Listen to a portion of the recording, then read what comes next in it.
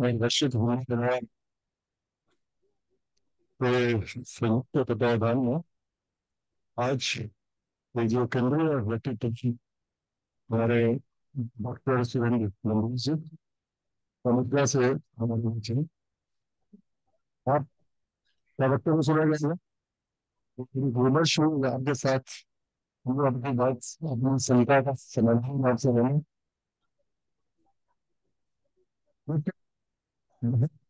से पेशेंट किसी भी तरह की बात नहीं है। डायलॉग विद दास पे बहुत लंबे समय से परिषद कार्यक्रम चल रहा है। उसके बाद मेरी सांस्कृतिक गतिविधियों सामाजिक गतिविधि बस साइड अच्छा है। एक काम में लगी है अंतर्राष्ट्रीय साहित्य परिषद प्रवास के लिए। तो आपके काम की कोई सीमा नहीं है, कोई गणना नहीं है। पूरे रूप से करने के लिए हमारे साथ हमें मिलता रहता है। हम लोग लगभग 3 वर्षों से, हाँ, 4 वर्षों से उसको ज्ञान प्रसार में हम इसी के बीच में उनके काम के लिए कार्य कर रहे हैं। कुछ हमें जो भी लगता है यहाँ पे कुछ बड़ा नहीं सोचने की बात, चाहे प्रौद्योगिकी की क्षेत्र हो, शिक्षण की बात हो, भाषा की बात हो, या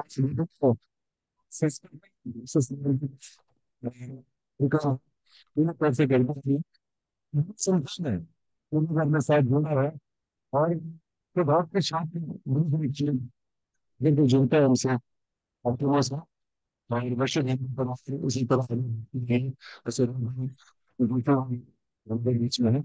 और अध्यक्ष नश्य केंद्रीय परिवार के और मार्गदर्शन में सब चल रहा है। तो मैं सबसे पहले स्वागत करना चाहूंगा अपने अतिथि डॉक्टर सुरेंद्र गंभीर जी का।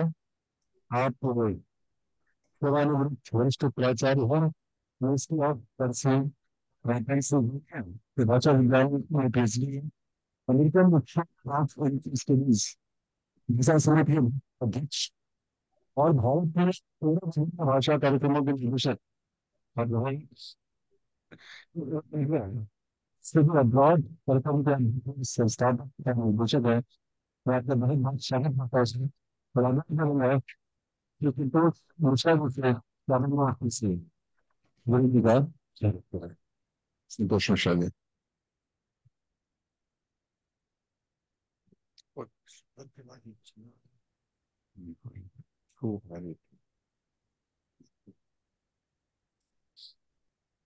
जी सबका सहयोग रहे, सब लोग साथ में जुड़ जाए तो हाथ लग जाए तो सामूहिक स्वागत हो जाता है। ये बात तालियां बजती रहो इस तरफ घूमने में इधर देखिए।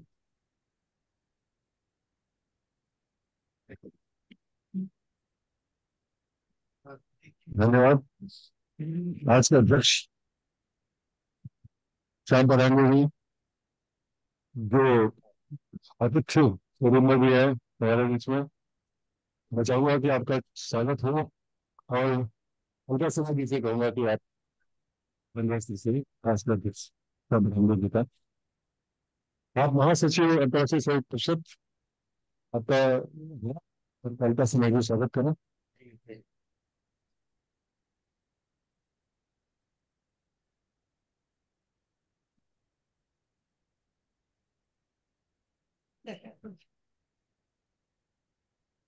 और बीच में बस हम लोग अब स्वागत हम ज्यादा करेंगे क्योंकि सब लोग नहीं हम लोग होस्ट है सब होस्ट है।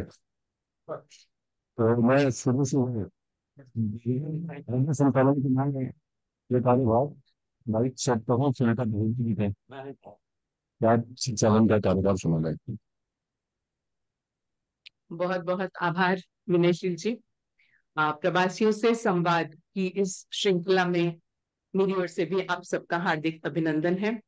आज के इस कार्यक्रम में जैसा कि विनय जी ने बताया, हम संवाद करेंगे अमेरिका के प्रसिद्ध शिक्षाविद और भाषा के जो विशिष्ट वैज्ञानिक विशिष्ट विशेषज्ञ हैं, सॉरी, डॉक्टर सुरेंद्र गंभीर जी से हम संवाद करके उनके अनुभवों से लाभान्वित होंगे। पुनः स्वागत है सर आपका, और कतहे दिल से शुक्रिया कि इतने व्यस्ततम समय में से भी आपने अपना अमूल्य समय निकाला और हम सबसे बात करना स्वीकार किया। आज के कार्यक्रम के अध्यक्ष, अंतर्राष्ट्रीय सहयोग परिषद के महासचिव आदरणीय श्री श्याम बरांडे जी, आपका भी स्वागत करती हूँ।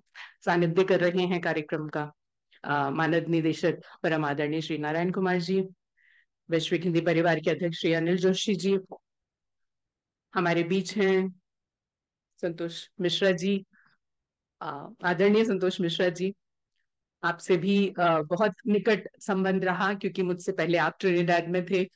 बहुत बहुत स्वागत है आपका भी। अन्य सभी मित्र हैं हमारे साथ, अलका जी हैं, सरोज जी, आदरणीय मनोज सिन्हा जी, सभी को सभी विद्वज्जनों को और हिंदी प्रेमियों, हिंदी सेवियों को मेरी ओर से करबद्ध नमन है। सर्वप्रथम मैं अंतर्राष्ट्रीय सहयोग परिषद के मानद निदेशक परम आदरणीय श्री नारायण कुमार जी से सविनय अनुरोध करती हूँ कि वे कृपया अपने उद्बोधन से इस कार्यक्रम का शुभारंभ करें। आपका स्वागत है सर। धन्यवाद सुनीता बहुजा जी। आज के हमारे अतिथि डॉक्टर सुरेंद्र गंभीर अध्यक्ष महोदय और सभी मित्रगण, दरअसल हम सभी लोगों जो उपस्थित हैं उसमें सबसे पहले से इस अंतर्राष्ट्रीय सहयोग परिषद का संबंध सुरेंद्र गंभीर जी से है। ये बालेश्वर अग्रवाल जी के समय हमारे पुराने कार्यालय में भी आते जाते रहते थे और बालेश्वर अग्रवाल जी से इनका बड़ा ही का संबंध था। यही कारण है कि अगर पिछले 2-3 वर्षों में देखें तो जब हमें विश्व हिंदी सम्मेलन हुआ था तो इनकी किताब निकली थी। उसके बाद दूसरी किताब जो प्रवासी हिंदी साहित्य पर कहिए, नाम मुझे ठीक से ध्यान नहीं है, उसके विमोचन का भी सौभाग्य अंतर्राष्ट्रीय सहयोग परिषद को मिला, जिसमें करीब 150-200 लोग उपस्थित थे और उसमें उसकी अध्यक्षता महात्मा गांधी विश्वविद्यालय के तत्कालीन कुलपति प्रोफेसर गिरीश्वर मिश्रा ने की थी। और उसमें दया प्रकाश सिन्हा और कमल किशोर गोयनका और बहुत सारे लोग थे। मॉरिशस अपनी जो भोजपुरी इसकी अध्यक्षा है सरिता बुधू, वो भी थी, और सेंट्रल हिंदी इंस्टीट्यूट की वो प्राध्यापिका, उनका देहावसान हो गया। बहुत सारे लोग थे। बहुत गंभीर चर्चा इनकी पुस्तक पर हुई थी। इसके बाद जब ये हंसराज, जब 2 बार, एक बार तो दिल्ली लाइब्रेरी में, दूसरी बार हंसराज कॉलेज में जब इनका वक्तव्य हुआ तो उन दोनों की अध्यक्षता करने का अवसर मुझे मिला। तो यह हमारे लिए सौभाग्य का विषय था। और हम इससे पहले जब हमने KIP किया था जिसमें विदेश के 30-40 लोग थे और दिल्ली विश्वविद्यालय के 30-40 लोग थे और लगभग आधा दर्जन देशों के राजदूत थे, उस समय में भी आपका वक्तव्य हुआ था। तो इस तरह सुरेंद्र गंभीर जी जब आते हैं तो अंतर्राष्ट्रीय सहयोग परिषद तो अपना अधिकार समझता ही है, लेकिन हमारे जैसे जो कांग्रेस की बात होती है, जो ये जो विश्व हिंदी परिवार के लिए नियमित सदस्य हैं, ये नियमित रूप से उसमें उपस्थित रहते हैं। इसके दो कारण हैं। कारण तो जैसे कोई निजोकामी जी का है, जो कोई जब जिस भाषा को जानता है उससे बोलने वाला उसको सुनने वाला नहीं होता है। मेरी तिथियां जब फ्रेंच सीख रही थी तो खोज खोज के देखती थी कि कोई फ्रेंच बोले, कोई फ्रेंच सुने, उससे वो बोलने का अभ्यास लगा रहता है। तो रात में अगर बैठते हैं तो उसका यह भी बड़ा मतलब, ऐसे तो हमारा उन्हीं के आगे से हमारा सम्मान बढ़ता है। प्रोफेसर सुरेंद्र गंभीर संस्कृत के छात्र रहे हैं, भाषा विज्ञान के विद्वान रहे हैं और प्रवासी साहित्य में ये अधिकार पूर्वक कुछ कहने वाले विद्वान हैं, क्योंकि इन्होंने सिर्फ पढ़ सुनकर नहीं, एक जो रिसर्च स्कॉलर की तरह बात होती है, जैसे कि गयाना में हिंदी की क्या स्थिति है, वहां जाकर उन्होंने काफी समय व्यतीत किया और संभवतः जो रेवियन में हिंदी पर अभी काम कर रहे हैं तो उसकी प्रेरणा उनको वहां से मिली होगी और उन्होंने यही देखा होगा कि अगर एक भाषा अपनी अगली पीढ़ी को ट्रांसफर नहीं होता है तो उस भाषा की क्या स्थिति होती है। एक भाषा अगर समाज में विकसित हुई है तो उसको वह सीख मिले, तो ऐसा ही होता है जैसे हम कंप्यूटर सीख लें और अभ्यास नहीं करें। तो ये तमाम जो एक सामाजिक और व्यवहारिक भाषा विज्ञान पहलू है, सैद्धांतिक भाषा विज्ञान के अलावा कुछ कुछ उन्होंने गंभीरता पूर्वक विचार किया है। आज हमारे लिए प्रसन्नता की बात है कि अंतर्राष्ट्रीय सहयोग परिषद के बारे में मुझे बोलना चाहिए था, लेकिन आप लोग जानते हैं। लेकिन इतना मैं बार बार दोहराता हूँ कि बलेश्वर अग्रवाल जी ने इसको बना के कहा कि मेरे सपने साकार हुए, और इसका जो है भूमि पूजन भारत के कालीन प्रधानमंत्री अटल बिहारी वाजपेयी जी ने किया था, और इसका उद्घाटन मॉरिशस के राष्ट्रपति सर अनुर जगन्नाथ ने किया था। लगभग 10-15 देशों के अध्यक्ष यहाँ आते रहे हैं, भूटान के राजा सहित। तो यहाँ विद्वानों का आना जाना होता है। जहां तक आज की बात है, आपके यहाँ होने की सूचना मुझे परसों मिली, जबकि मैं मलेशिया में थे। तो हम वहाँ पे अपने सदस्यों के बीच रात ही लौटे हैं, कल ही लौटे हैं। तो आज के कार्यक्रम को प्रचारित प्रसारित नहीं कर सके, लेकिन मंडली जो अभी है, जो हिंदी में और हिंदी के भाषा प्रचार प्रसार में रुचि रहती है, उनके बीच आज जो प्रोफेसर साहब बोलेंगे वो निश्चय ही महत्वपूर्ण होगा। एक बार मैं फिर आपका वो सभी संस्थाओं की ओर से हार्दिक स्वागत करते हैं। धन्यवाद। बहुत बहुत धन्यवाद सर। और आपके माध्यम से को और अंतर्राष्ट्रीय सहयोग परिषद को हम बधाई देते हैं। और आपके अत्यंत सराहनीय कार्य हैं कि आप भारत में जो भारतीय हैं उन्हें जोड़ते हैं, जो भारत से बाहर बसे भारतवंशी हैं। उनके काम जो अपने अपने देशों में वो लोग कर रहे हैं वो ऐसे है जैसे आसमान को छूने जैसा, लेकिन उतना ही जरूरी है कि आप अपनी जड़ों से भी जुड़े रहें। तो मैं समझती हूँ ये जो अंतर्राष्ट्रीय सहयोग परिषद है वो सबको अपनी जड़ों से जोड़ने का काम कर रही है, और जो यहाँ जड़ों से जुड़े हैं उनको एक आसमान दे रही है बाहर उड़ने के लिए। तो बहुत बहुत बधाई आपको। धन्यवाद सर आपके इतने सुंदर उद्बोधन के लिए भी। और जो हम कार्यक्रम इस समय हमारे चल रहे हैं वो कोविड के दौरान शुरू हुए, और हम सभी जानते हैं कि अनिल जी ने इसकी शुरुआत की और वैश्विक हिंदी परिवार के माध्यम से पूरा विश्व जो है वो जुड़ गया। तो मैं समझती हूँ अंतर्राष्ट्रीय सहयोग परिषद और वैश्विक हिंदी परिवार ने वो वसुधैव कुटुंबकम एक सिद्धांत मात्र था, उसको एक साकार रूप दिया है, मूर्त रूप दिया है। और उसी माध्यम से हम आज जुड़े हुए हैं। आदरणीय मिजोकामी जी हैं, दिव्या जी हैं, और बहुत से लोग जुड़े हुए हैं। मैं उन सब विद्वानों का स्वागत भी करती हूँ और आभार प्रकट करती हूँ कि आप हम सबके साथ जुड़े हैं और हमें सुन रहे हैं। और हम जो हमारे आज के कार्यक्रम के केंद्र बिंदु हैं डॉक्टर सुरेंद्र गंभीर जी, आपके हम व्यक्तित्व कृतित्व से लगभग सभी परिचित हैं कि हिंदी भाषा शिक्षा शास्त्र और दक्षिण एशियाई सामाजिक भाषा विज्ञान के क्षेत्र में जो आपने कार्य किए हैं उन्हें कौन नहीं जानता। लेकिन औपचारिक परिचय की बात करें तो अपनी यूनिवर्सिटी ऑफ पेंसिल्वेनिया से ही पीएचडी की, और फिर उसी विश्वविद्यालय में आप लगभग 4 दशकों तक ने उस विश्वविद्यालय के दक्षिण एशियाई अध्ययन संकाय में आप रहे। और उसके अलावा आपने कॉर्नेल विश्वविद्यालय और विस्कॉन्सिन विश्वविद्यालय में भी विजिटिंग प्रोफेसर के तौर पर आपने अपनी सेवाएं प्रदान की। दीर्घ काल तक आप American institute of Indian studies के भाषा विभाग के भी अध्यक्ष रहे हैं, और सेवानिवृत्त होने के बाद से अमेरिका में जो युवा हिंदी संस्था है उसके अध्यक्ष हैं, और हेरिटेज लैंग्वेज के हिंदी व उर्दू के आप प्रतिनिधि हैं। अमेरिका में भी आप कई भाषा के कार्यक्रमों के सलाहकार रहे हैं, और भारत में भी आपने लगभग 13 कार्यक्रमों का निर्देशन किया है। कहना ना होगा कि आपका सारा जीवन हम कहें कि भारतीय भाषाओं के अध्ययन अध्यापन और भाषा की शिक्षा और भाषा में प्रवीणता जैसे विषयों को समर्पित रहा है। आपका जीवन ने इन विषयों पर बहुत सी पुस्तकें भी लिखी हैं, और आपके बहुत से शोध लगभग 100 के करीब 100 से भी अधिक शोध पत्र आपके प्रकाशित हुए हैं।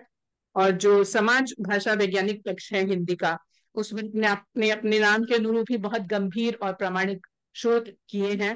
तो इसकी इस महती भूमिका के लिए आपको अनेक पुरस्कारों से सम्मानित भी किया गया है। कुछ एक का उल्लेख करूं तो 2007 में, संभवतः सही बोल रही हूँ मैं, 7 में जो अधिवेशन हुआ था विश्व हिंदी सम्मेलन, न्यूयॉर्क अधिवेशन में आपको सम्मानित किया गया था भारत के राष्ट्रपति पुरस्कार और पद्म भूषण डॉक्टर भूटरी सत्यनारायण पुरस्कार से भी आप सम्मानित किए जा चुके हैं। और भारतीय साहित्य, दर्शन और धर्म परंपराओं की बात करें तो उसके अध्ययन में भी आपकी गहरी रुचि रही है। और आपका जितना भी शोध क्षेत्र रहा है वो एक और तो कैरिबियाई देश रहे, इस तरफ मॉरिशस रहा, भारत, अमेरिका, बहुत विस्तृत आपका शोध का क्षेत्र रहा, चाहे वो गयाना, ट्रिनिडाड, सूरीनाम की बात करें, मॉरिशस, भारत, फिजी, अमेरिका में तो आपने काम किया ही है। तो यहाँ सब जो भाषाओं का जो भाषा का विकास हो रहा था या भाषा का ह्रास हो रहा था, आपने उन सबका बहुत ही अच्छे से शोध जो किया। आपके सारे जितने भी मुझे मौका मिला, जितना आपको पढ़ने का, समझने का, जानने का, मैंने देखा कि आप सब कुछ फैक्ट्स और फिगर्स के साथ रखते हैं। वो सिर्फ कहानी नहीं होती, भले ही आपकी किताब का नाम हो प्रवासी भारतीयों में हिंदी की कहानी, लेकिन वो कहानी बहुत पुष्ट होती है हर तरह के प्रमाणों के साथ। और मैं व्यक्तिगत तौर पे आपसे अपने संबंधों की बात, तो मुझे पहला अवसर मिला था 2009 में आपसे मिलने का। आप भारत आए हुए थे और मेरा चयन हुआ था त्रिनिदाद में द्वितीय सचिव हिंदी एवं संस्कृति के पद पर। तो प्रोफेसर विजय कुमार मल्होत्रा जी ने मुझे परामर्श दिया है कि आप जरूर मिलें, और आपने मुझे इतने सारे नाम बता दिए ट्रिनिडाद में कि आप इनसे मिलिए, आप चंका सीताराम जी से जरूर मिलेगा, हिंदी निधि में जाइएगा। तो जब मैं पहुंची ट्रिनिडाद तो ऐसा लग रहा था कि मैं बहुत कुछ जानती हूँ पहले से उस देश को। तो वो चीजें अभी भी ताजा हैं मेरे जहन में। और उसकी दूसरी बात, भाई अनूप भार्गव जी और रजनी भाभी जी मुझे आपके निवास स्थान पर लाए थे, तो बहुत ही ज्ञानवर्धक चर्चाएं हमने की। बहुत अनौपचारिक सा मिलना था, बिल्कुल ऐसे जैसे मित्रों के साथ, लेकिन फिर भी बहुत ज्यादा मुझे ऐसा लगा कि मैं बहुत समृद्ध हो गई कि कितने काम आप लोग कर रहे हैं, मुझे जानने को मिला। जो मेरे काम थे उसमें भी आपने अपनी रुचि दिखाई, साझा करने चाहे। और उन सबके साथ जो स्वर्गीय डॉक्टर विजय गंभीर जी के स्वादिष्ट भोजन का भी मैं कहूंगी कि वो अभी तक ताजा है मेरी जबान पर उसका स्वाद। तो उनकी स्मृति को भी मैं सादर नमन करती हूँ। और उसके बाद 11 अप्रैल 2018 को जो आपकी पुस्तक का लोकार्पण समारोह हुआ था, प्रवासी भारतीयों की हिंदी कहानी, प्रवासी भारतीयों में हिंदी की कहानी, तो इसमें मुझे शामिल होने का सौभाग्य प्राप्त हुआ। इसमें आपने 13 देशों के लेख लिखे हैं। तो हम चाहेंगे कि आज की जो बातचीत है उसी पुस्तक से होते हुए चर्चा हम उस तरफ मोड़े कि जो 13 देश थे, मैं समझती हूँ गयाना, मॉरिशस, ट्रिनिडाड, सूरीनाम और भी सभी देश हम लोग जानते हैं जिस पर आपने काम किया है। तो संभवतः गयाना आपका सबसे पहला देश था जिस पर आपने काम किया। तो हम जानना चाहेंगे कि कैसे वो शुरुआत हुई, कैसे आपकी इच्छा हुई उस विषय में काम करने की, और क्या स्वरूप था, किस तरह आपने काम करना शुरू किया, और कैसे कैसे आंकड़े इकट्ठे किए, कैसे सारी जानकारी आपको हासिल हुई, और वहां की स्थिति आगे हम आपसे लाभान्वित होना चाहेंगे आपके विचारों से। नमस्कार। 1977 में इस सारे कार्यक्रम का उपक्रम हुआ, तो लगभग 47 वर्ष हो गए। तो मैं पहली बार गयाना गया वहां पर, और वहां जाके स्थिति को जांचा। कुछ गांव में गया, लोगों से बात हुई, तो लगा कि वहाँ जो बड़ी उम्र के लोग हैं, 55 से ऊपर, वो हिंदी थोड़ी बहुत बोल लेते हैं, भोजपुरी बोल लेते हैं, हिंदी नहीं कहना चाहिए, मैं दोनों में थोड़ा सा अंतर करूंगा इस समय। तो लेकिन जो उससे कम उम्र के लोग थे, मध्यम वर्ग के, ये जो पीढ़ी के लोग थे, उनसे जब बात हुई तो वो समझते थे बात को, लेकिन बोल नहीं पाते थे। वो दो चार शब्द इधर उधर के, कुछ वाक्य रटे रटाए बोल लेते थे, लेकिन ज्यादा बात नहीं कर पाते थे वो।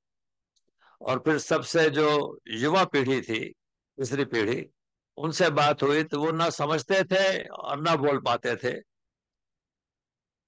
भाषा का जब ह्रास होता है तो पूरा ह्रास नहीं होता, कुछ चीजें रह जाती है उसके अंदर। कुछ जो संबंधवाचक शब्द हैं, जिनको अंग्रेजी में किनशिप टर्म्स कहते हैं, वो रह जाते हैं। परिवारों की परिवारों के सशक्त होने के कारण से। कुछ खाने पीने के शब्द रह जाते हैं, कुछ और सांस्कृतिक शब्द रह जाते हैं, तो भाषा का ह्रास पूरा नहीं होता। लेकिन यह स्थिति जब मैंने वहां देखी तो निश्चय किया कि इस पर अगला कार्यक्रम कई वर्षों का होना चाहिए। तो मैं वापस गया यूनिवर्सिटी ऑफ पेंसिल्वेनिया में, और वहां जाकर सारी बात मैंने कुछ लोगों के सामने रखी, और उसके बाद ये कार्यक्रम शुरू हुआ।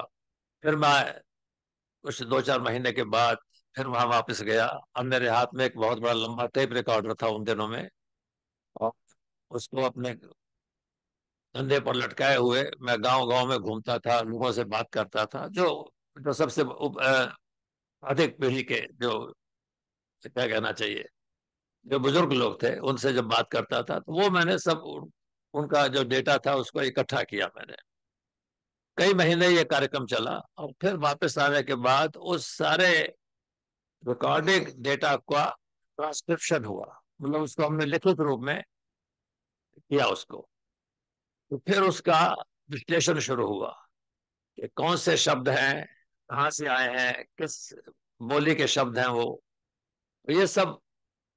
और उसमें जो व्याकरणिक तो थे, उनकी क्या स्थिति है, और उसका उसकी तुलना करनी पड़ी भारत की भाषा से। मैं उसके बाद भारत आया। भारत यहाँ लगभग मैं 9 महीने रहा, और बिहार के और पूर्वी उत्तर प्रदेश के गांवों में घूमता रहा, अपना टेप रिकॉर्डर लेकर, और बहुत सी सामग्री यहाँ से एकत्र की। फिर उसका ट्रांसक्रिप्शन हुआ।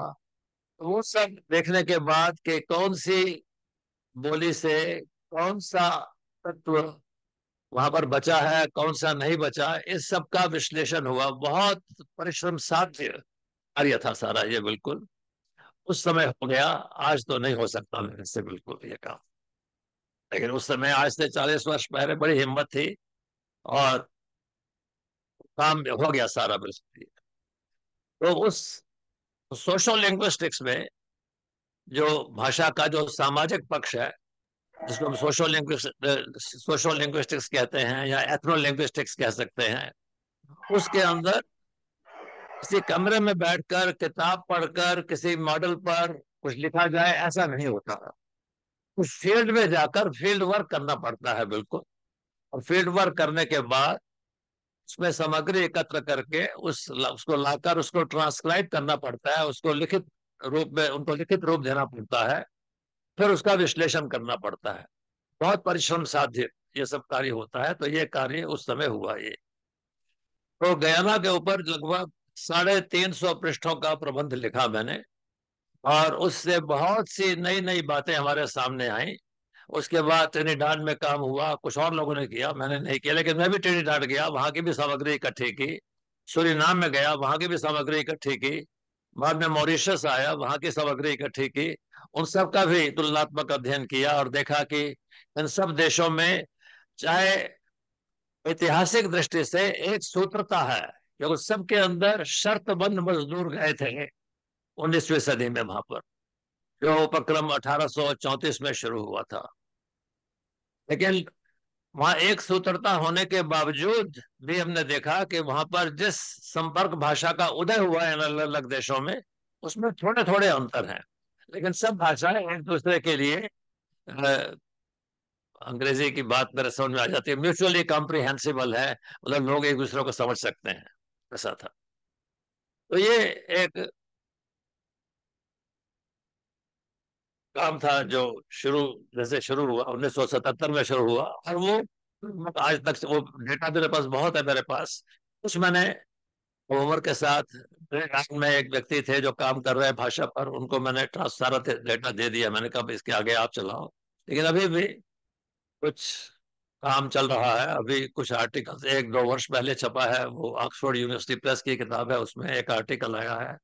एक एक पिछले वर्ष या इसी वर्ष के शुरू में शायद नवंबर दिसंबर में एक एडनबर्ग से एक किताब निकली है। उसके अंदर कैरेबियन जो 16 देश हैं उन सब की स्थिति का वही अवलोकन किया। उसके अंदर क्या स्थिति है भाषाओं की, उसके बारे में लिखा है। कुछ ना कुछ काम चल रहा है, और अपने आप को व्यस्त रखना चाहता हूँ, निठल्ला नहीं बैठना चाहता मैं। हाँ, तो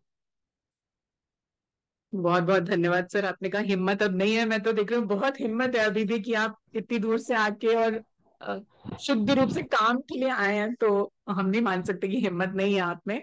और आपने जो भाषा की यात्रा शुरू की, आपने बताया, उसके साथ साथ आपकी जीवन की यात्रा कैसी चल रही थी? मतलब परिवार से सहयोग कितना मिला, या आपके काम से परिवार को क्या क्या लाभ हुआ, और अपने अपने व्यक्तिगत जीवन में क्या क्या उतार चढ़ाव इस दौरान में देखे? चलिए, शैक्षिक जीवन से व्यक्तिगत जीवन में आते हैं तो बहुत अच्छा रहा जीवन। जीवन संगनी 3 वर्ष पहले चली गई, लेकिन सबको जाना है भाई भाई से, तो उनके उनका समय जीवन यात्रा पूरी हो गई थी, तो बीमार रहे, 2 वर्ष चली गई वो भी भाषा विज्ञान में प्राचार्य थे यूनिवर्सिटी ऑफ पेंसिल्वेनिया में। उनका भी पीएचडी वहीं से हुआ था, लेकिन उनका काम फील्ड वर्क वाला नहीं था उनका। तो न्योम चॉम्स्की का नाम सुना होगा आपने। तो न्योम चॉम्स्की के मॉडल में उन्होंने हिंदी में वर्ड ऑर्डर के ऊपर एक बहुत बड़ा प्रबंध लिखा, जिस पर उनको पीएचडी की उपाधि मिली उनको। तो और अभी वास्तव में 2022 के अप्रैल में, हाँ, एमरी यूनिवर्सिटी में एक अधिवेशन हुआ था दक्षिणी भाषाओं का, और वो पूरा अधिवेशन मेरी पत्नी के नाम पर समर्पित किया गया, उनको डेडिकेट किया गया। तो उनका नाम था डॉक्टर श्रीमती विजय गंभीर। तो पूरा कार्यक्रम, और संध्या जी भी शायद उसमें जुड़ी हुई थी मेरे ख्याल में।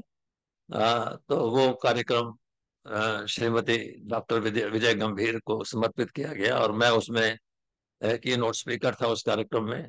तो बहुत अच्छा लगा मुझे कि विजय के काम की पहचान हुई है, उनको पहचान मिली है और प्रशंसा हुई है, तो अच्छा लगता है, अच्छा अच्छा लगा मुझे। अब अपनी जीवन यात्रा हाँ, जीवन यात्रा तो मैं तो पत्नी का नाम लेकर वहीं भूल गया, अब सब कुछ अपना। जीवन यात्रा तो बहुत लंबी है, और उसमें बड़े उतार चढ़ाव आए कई प्रकार के। मैं अभी एक पुस्तक मेरी इस वर्ष छप जानी चाहिए, जिसका नाम शायद ये होगा कि अंग्रेजी में है, माफ कीजिए, उसका नाम होगा prospects and perils of my 2 migrations. तो पहला जो माइग्रेशन है, parents prospects and parents perils, हाँ, डेंजर्स, पेरिल्स इज डेंजर्स। तो रावलपिंडी में मेरा जन्म हुआ। रावलपिंडी जो इस्लामाबाद से सटा हुआ शहर है। मैं 8 वर्ष का था, आपको मैंने उम्र बता दी अपनी। हाँ, तो लेकिन काफी बातें मुझे याद हैं, और ये बात मैंने अपने उन संस्मरणों में भी लिखी है कि कुछ बातें याद रह जाती हैं और कुछ बातें याद नहीं रहती। तो ऐसी कौन सी बातें जो याद रह जाती हैं? उसका उत्तर मैंने स्वयं को दिया कि जो जिन बातों पर बड़ा गहरा असर पड़ता है आपके मस्तिष्क पर, वो बातें याद रह जाती हैं। और जो साधारण बातें हैं जिसका कुछ बहुत असर नहीं पड़ता मस्तिष्क पर, जो जिसका संस्कार बहुत गहरा नहीं होता, तो वो शायद भूल जाते हैं वो। तो इतना ही कहकर मैंने छोड़ दिया उसके अंदर। लेकिन उस पहले माइग्रेशन में बहुत कुछ देखा, बहुत ही हिंसा देखी। मिलिट्री के ट्रक में बैठकर हम लोगों ने सीमा पार की, और मुझे याद है कि जैसे भेड़ बकरियों को ट्रक में भरते हैं, ऐसे हमको भर्ती किया गया। बच्चे भी थे, बड़े बूढ़े भी थे, और पुरुष स्त्रियां सब थे उसके अंदर। और जब रास्ते में पानी की प्यास लगती थी, तो मिलिट्री आदमी कहता था मुंह खोलो, तो मुंह खोलते थे तो वो 2 बूंद पानी की आपके मुंह में डाल देता था।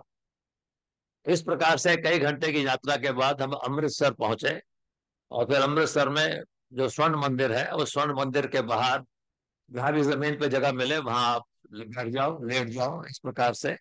और खाने के लिए लाइन लगती थी, और मुझे याद है कि लाइन में लगते थे, और फिर जब बारी आती थी तो हाथ में एक रोटी रखते थे, उसके बाद थोड़ी दाल डाल देते थे। फिर जाकर वो खाते हुए फिर लाइन में जाके फिर लग जाते थे हम जाकर। जब आधे घंटे के बाद बारी आएगी तो फिर एक एक रोटी और मिलेगी। तो ये स्थिति थी उस समय।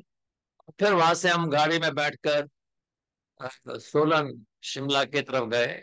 गाड़ी के ऊपर बैठे थे, इतना याद है मुझे, ऊपर छत पर, और गाड़ी पर धीरे धीरे चल रही थी, बिल्कुल इतना याद है मुझे।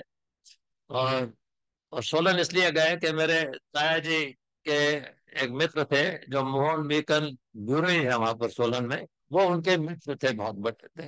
मैंने कहा आप सब लोग यहाँ आ जाओ, मैं सबका इंतजाम कर दूंगा। तो वहां हम गए, 6 महीने वहां रहे, और फिर बाद में दिल्ली आ गए हम लोग। अब दिल्ली कैसे आए ये मुझे बिल्कुल याद नहीं है, तो शायद उसमें कोई खास बात नहीं हुई होगी, लेकिन गाड़ी वहां से, अमृतसर से हम सोलन गाड़ी के ऊपर बैठ के आया था, वो बात याद रही मुझे। तो जिस बातों का संस्कार बहुत गहरा होता है दिमाग पर, वो बातें शायद शायद याद रह जाती हैं। तो वहां से हम दिल्ली आ गए, तो दिल्ली में भी आकर एक कमरे में हम 7 लोग रहते थे, एक कमरे में 7 लोग। लेकिन धीरे धीरे फिर जीवन अच्छा हुआ, तो मैं फिर यूनिवर्सिटी में हंसराज कॉलेज का विद्यार्थी था 55-56 में। 56 में फिर वहाँ कॉमर्स कॉलेज में मेरा दाखिला हुआ, मुझे स्कॉलरशिप मिल गई, मैं अच्छा विद्यार्थी था। फिर पिताजी ने कहा नहीं बेटा तुम पढ़ाई नहीं करोगे, घर में पैसे की कमी है, तुम छोड़ दो पढ़ाई, शाम को पढ़ाई करना, दिन में। तो वो फिर छोड़ दिया, फिर पढ़ाई करनी शुरू, फिर दिन में नौकरी करता था, शाम को पढ़ाई करता था। 20 मील, 20 से 25 मील की साइकिल रोज चलाता था उन दिनों में, लेकिन बड़ी हिम्मत थी उन दिनों में। और जब ये मैं कहानी अपने बच्चों को सुनाता हूँ, तो बच्चे कहते हैं daddy you must have been very poor. तो मुझे सुन के बड़ा आश्चर्य होता है, बिल्कुल। मैंने कभी नहीं सोचा उस जीवन काल में कि मैं पुअर था, कभी नहीं सोचा मैंने। इसमें बच्चे याद दिलाते हैं कि आज की तुलना में आपकी स्थिति बड़ी गरीबी की होगी। तो इस तरह की कई बातें हैं उसके अंदर। तो ये पहला माइग्रेशन है, इसमें कई प्रकार की और कहानियां हैं इसके अंदर, जो हिंसात्मक भी हैं, और कुछ और है जो जो देखा मैंने, सबका वर्णन किया। और कुछ पार्टीशन के बारे में जो मेरे विचार मैंने बाद में सीखे, उनका भी वर्णन किया है। जैसे एक बात बताता हूँ आपको मैं, जब हम इस देश में आए तो हमें शरणार्थी कहा गया। इस देश में आए मतलब अपने ही देश में आए थे। जो अविभाजित भारत था, उस वहां से हम विभाजित भारत में आ गए, अपना ही देश था ना। हमें शरणार्थी क्यों कहा गया, वहां पर रेफ्यूजी क्यों कहा गया? तो रेफ्यूजी तो वो होता है जो किसी और देश में जाके शरण लेता है। ये बात मैंने अपने उस संस्मरण में उठाई है मैंने ये। और तो इस प्रकार की कुछ और बातें और कुछ कहानियां हैं कि विभाजन क्यों हुआ, उस पर मेरे विचार क्या है, लेकिन ये सब बाद में सीखे, बचपन में तो नहीं सीखे थे। एक बात और बताता हूँ उसके बारे में, फिर उस अगली बात। सोलन में 30 जनवरी 1948 की बात है, या 31 जनवरी 1948 की बात है, ये मुझे याद नहीं है। लेकिन वहां एक डोंडी पीटने वाला बाजार में आया, और मैं अपने पिताजी की उंगली पकड़ के बाजार में वहां जा रहा था मैं। तो डोंडी पीटने वाले ने ढोल बजाया बहुत जोर से, सुनो भाई सुनो भाई सुनो भाई। तो सब लोग इकट्ठे हो गए, क्या बात है? उसने कहा कि गांधी जी को किसी मध्यमार्ग ने गोली मार के मार दिया। अब मैं जो कहने जा रहा हूँ आपको विश्वास नहीं होगा। सब लोग जो थे वो बाहर से, पंजाब से आए हुए थे, जिसको हम शरणार्थी कहते हैं, वो लोग थे वो।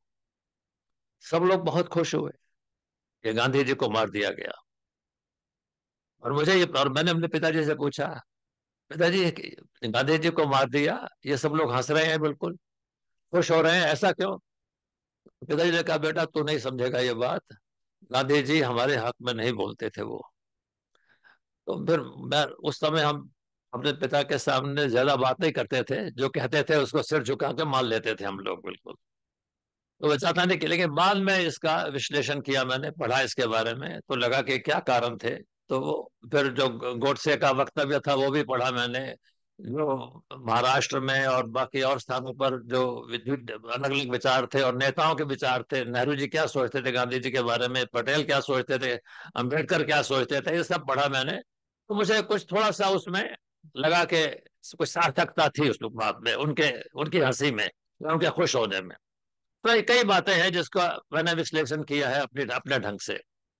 फिर दूसरा जो माइग्रेशन है, वो तो उसमें कोई हिंसा नहीं थी, सब अच्छा था बिल्कुल। तो बहुत संक्षेप में उसको बता देता हूँ बस, क्यों और बातें भी करनी है अभी। तो मेरी पत्नी यहाँ एमए लिंग्विस्टिक्स किया उन्होंने दिल्ली से, और उसके बाद हम यहाँ के American institute of Indian studies में हिंदी का प्रोग्राम था, हाउस खास में होता था, तो वहां पर वो प्रोग्राम की निदेशक बन गई। और तो अमेरिका से एक डॉक्टर लैम्बर्ट थे यूनिवर्सिटी ऑफ पेंसिल्वेनिया से, वो यहाँ आए। उन्होंने कहा कि हम चाहते हैं कि कोई व्यक्ति यहाँ से हम जाए और वहाँ पीएचडी करे और हमारे कार्यक्रम में पार्ट टाइम पढ़ाए। तो मेरी पत्नी जो है उनका नाम सजेस्ट किया गया और वो उन्होंने उसको बुलाया और कहा कि हम चाहते हैं कि आप आए, हम आपको सिलेक्ट कर रहे हैं। तो मेरी पत्नी ने कहा जी कि नहीं, मैं तो नहीं जा सकती वहां पर। उनका क्यों? उसने कहा मेरा परिवार है यहाँ पर, मेरे पति हैं, मेरे 2 बच्चे हैं छोटे छोटे, मैं तो नहीं जा सकती। आपके पति क्या करते हैं? तो उन्होंने बताया कि आप उनसे बात कर लीजिए एक बार, शायद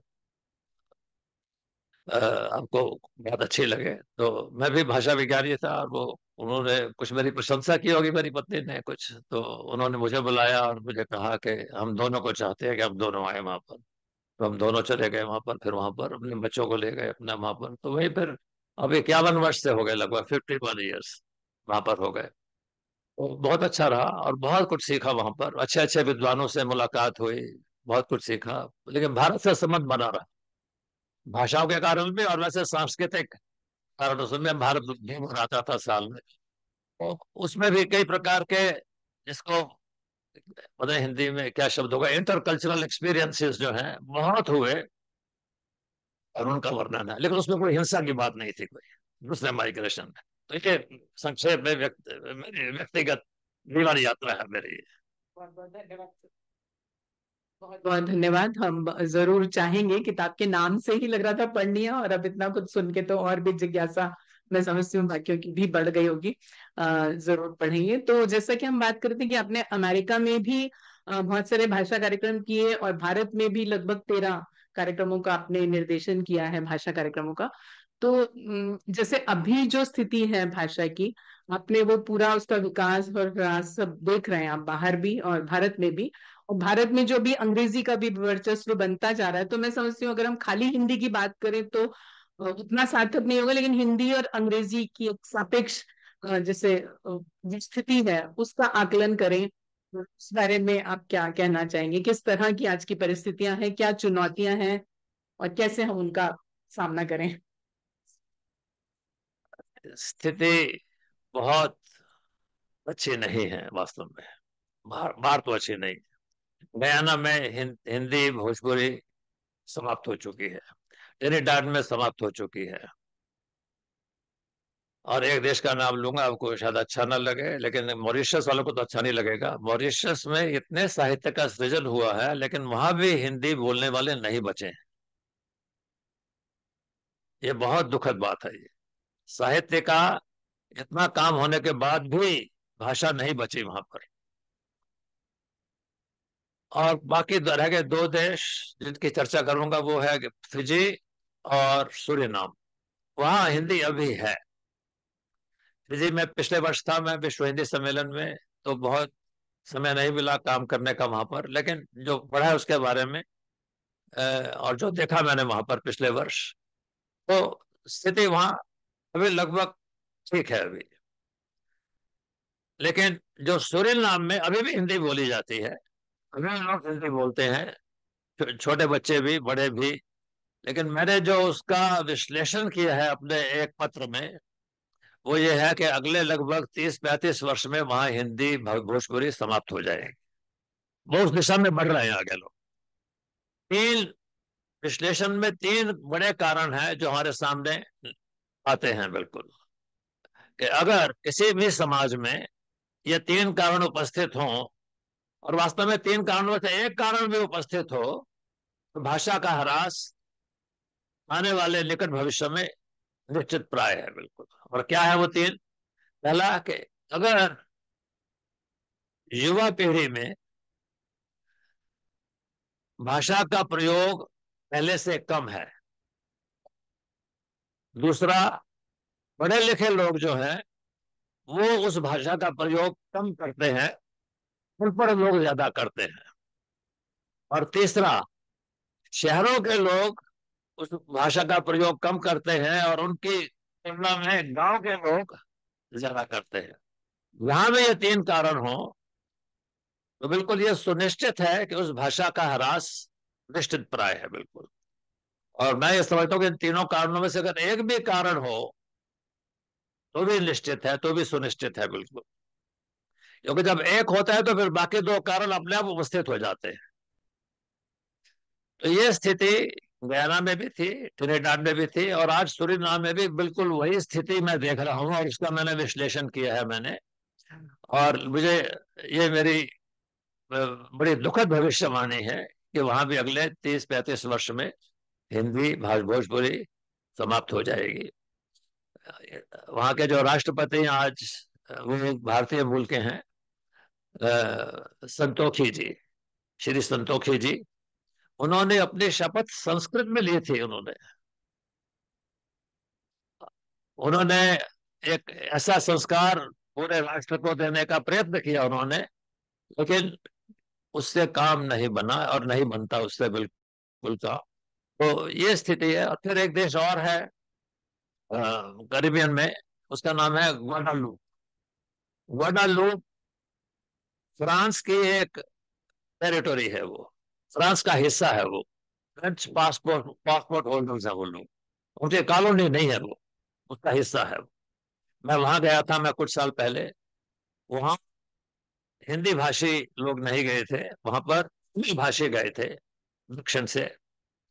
और लेकिन आपको सुन के आश्चर्य होगा कि कोई भी व्यक्ति मुझे नहीं मिला पूरे देश के अंदर जो तमिल बोलता हो। सब लोग फ्रेंच बोलते हैं, सब लोग फ्रेंच बोलते हैं। उनमें से कुछ लोग इंग्लिश भी बोलते हैं, जिनके जिनके कारण से मैं बाकी लोगों से संवाद कर सका मैं। भाषा की स्थिति बहुत दुखद है। अब भारत की स्थिति क्या है वो आप लोग ज्यादा अच्छे जानते हैं। तो जो मैंने 3 कारण बताए, उस दृष्टि से उस स्थिति को ध्यान में रखकर आप इस यहाँ का विश्लेषण कीजिए, तो मुझे लगता है कि हम उसी दिशा में बढ़ रहे हैं। लेकिन भाषा समाप्त नहीं होगी यहाँ पर, इतना निश्चित है। लेकिन हमारी जो भाषाएं हैं, चाहे वो हिंदी हो या दूसरी भाषाएं हो, तो कुछ थोड़ा बहुत अंतर दोनों में हो सकता है, लेकिन वो एक बाजारू भाषा, एक स्ट्रीट लैंग्वेज बनकर रह जाएंगी। आज साहित्य को, हिंदी साहित्य को पढ़ने वाले कितने लोग हैं? क्या कम हो रहे हैं?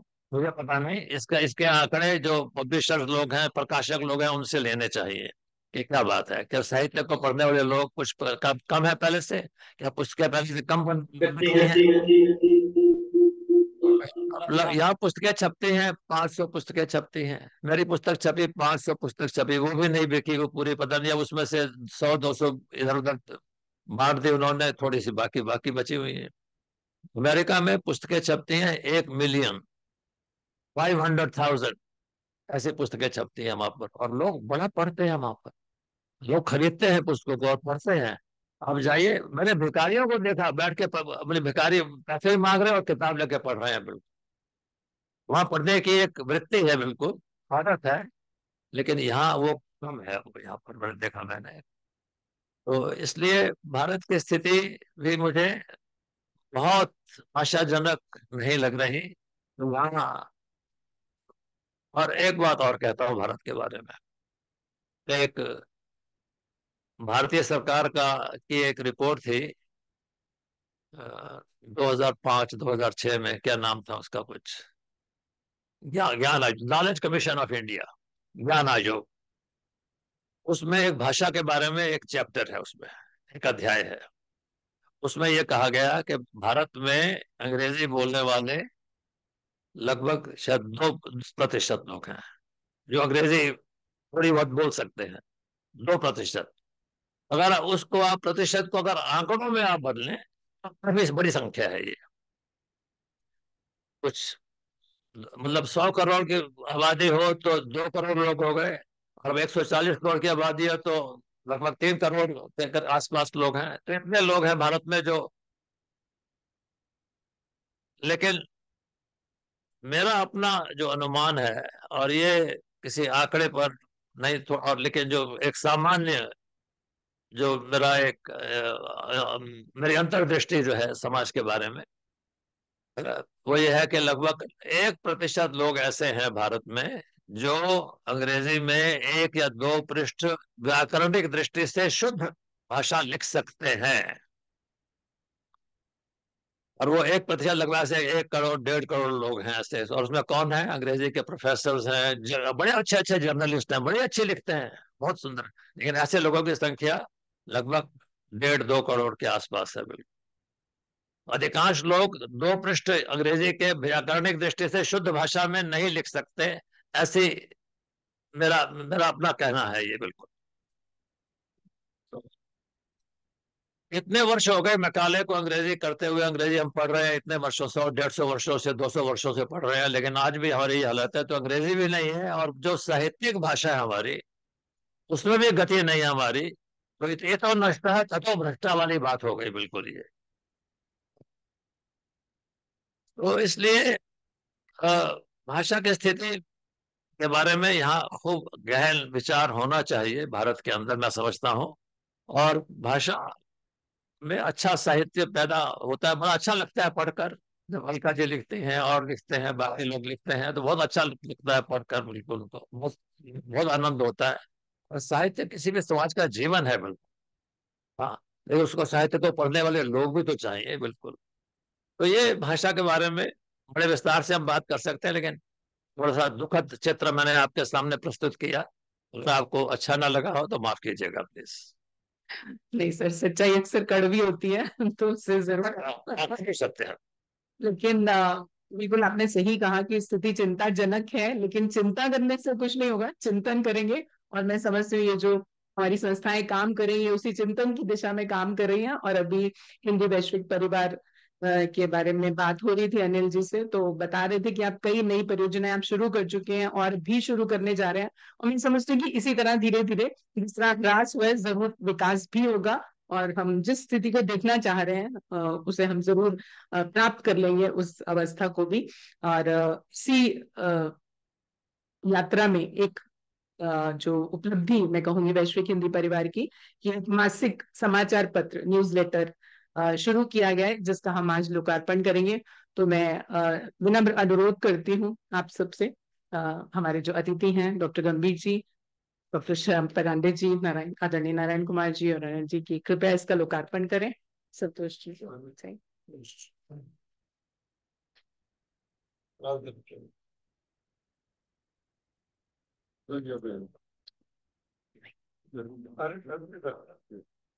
ये तो धरता है हमारे। ये संपादक कौन है? इसके संपादक का जयशंकर यादव जी हैं, जो कर्नाटक से हैं, बहुत समर्पित व्यक्तित्व है। इसका जो प्रबंधन कर रहे हैं अरविंद जी, वो हमारे साथ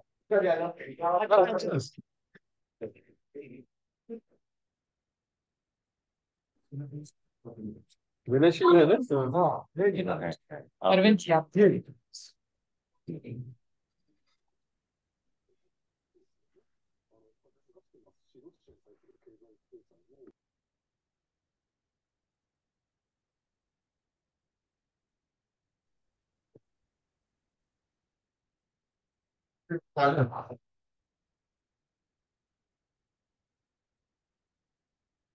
तो मैं बधाई इस पूरी टीम को। और मैं समझती हूँ कि इसमें जो जो न्यूज होंगी वो जरूर हिंदी लेटेस्ट की ओर बढ़ेंगी। हमारी हिंदी जरूर बस मिलेगी। हाँ, सिर्फ 1 मिनट में इसके बारे में, जी जो कि लोकार्पण हुआ है, उसके संदर्भ में बता दूं कि ये इसका तीसरा अंक है। हमारे जो साथी इस काम में जुटे हुए हैं, अ, उसमें जयशंकर यादव जी, जो कर्नाटक में रहते हैं और इसका संपादन कर रहे हैं। एक दूसरे जो सिर्फ सामने दिखाई भी दे रहे होंगे शायद, वहीन जी, तो मैं देख रहा था, डॉक्टर वरुण कुमार जी, रविंद्र में कई भाषा विभाग के निदेशक हैं। वो भी इसका एक खास सोर्सेस का संयोजन, तकनीकी पक्ष जो है उसमें उनकी प्रमुख भूमिका है। बहुत समय देते हैं इसमें प्रोफेसर श्वेता जी, जो कि दो विश्वविद्यालय में प्रोफेसर है। आज उनके बेटे आने वाले हैं, अभी 5 बजे फ्लाइट है, तो इस कारण से वो उपस्थित नहीं हो पाई हैं। उनके पति भी जो है वो मॉन्यूमेंट्स कमीशन के सेक्रेटरी हैं, IAS अधिकारी हैं, तो काफी इसमें समय देती है। और जो आज हम इतना कारण है, उसका कारण है हमारे अरविंद पत्नी जो है इसके प्रबंध संपादक में, जो हमारे बीच में है। और उन्होंने आज इसको कम से कम फिजिकल फॉर्म में हमारे हाथों में हो सके उसकी व्यवस्था की है। उसको भेजने की व्यवस्था, वितरण की व्यवस्था और जितना संभव हो प्रकाशन की व्यवस्था ये अरविंद जी की है। तो ये जो 4-5 लोगों की टीम है, और मुझे सबसे ज्यादा सरल मार्केटिंग करेंगे कृष्ण कुमार जी, जिसकी तो कृष्ण जो है, मतलब वो ऐसे है कि रात को एक एक बजे भी देख कर जो है वो इस सारे काम को ये करते हैं, और उन्हीं के कारण से जो पूरी टीम है उसके कारण से ये देखो। सब लोगों को बहुत बहुत बधाई, एक बार अभिनंदन करते हैं हम। ये मैं समझती हूँ जो वैश्विक हिंदी परिवार की कथनी है उसको कथनी में परिवर्तित किया गया, और हम जरूर आगे भी आपके शुभ कार्यों के लिए शुभकामनाएं देंगे। आ, मैं विनम्र अनुरोध करती हूँ और आमंत्रित करती हूँ अध्यक्षीय वक्तव्य के लिए आदरणीय श्री पांडे जी को, श्री परांडे जी को क्षमा कीजिए, करने का कि उनको जाना है तो बाद में कर। मैं थोड़ा सा हाँ, कौन पूछे सर बाद में? ऐसा है कि शाम जी को बाद में बुलाने को जाना है, उसके साथ इस चर्चा को जारी रखें। धन्यवाद सुनीता जी। और वैश्विक हिंदी परिवार के साथ अंतर्राष्ट्रीय सहयोग परिषद का यह कार्यक्रम,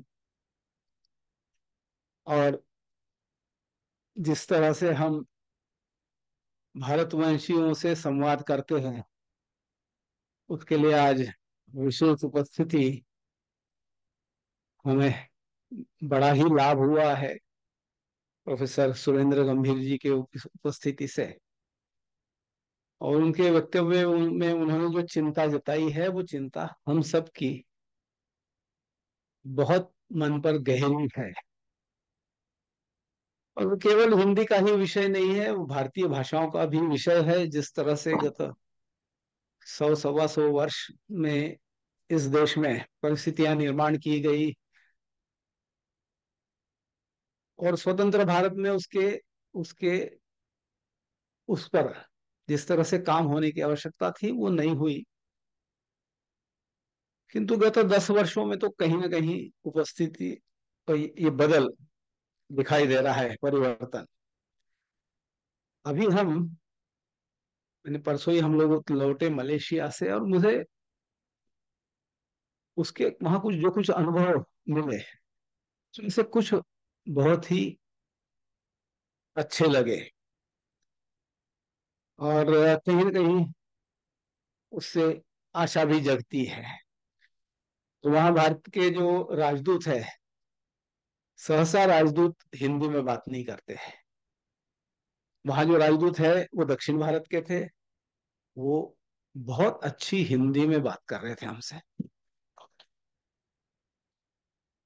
और बड़ा आश्चर्य लगा कि लेकिन उन्होंने बात जो कही, बातें जो कही उसमें गत 2 वर्ष 3 वर्ष वो वहां है, 2-2.5 वर्ष, ये 3 वर्षों की उनकी उपलब्धियां उन्होंने गिनाई। बहुत अच्छा लगा, कारण वहाँ तमिल भाषी लोग ज्यादा है।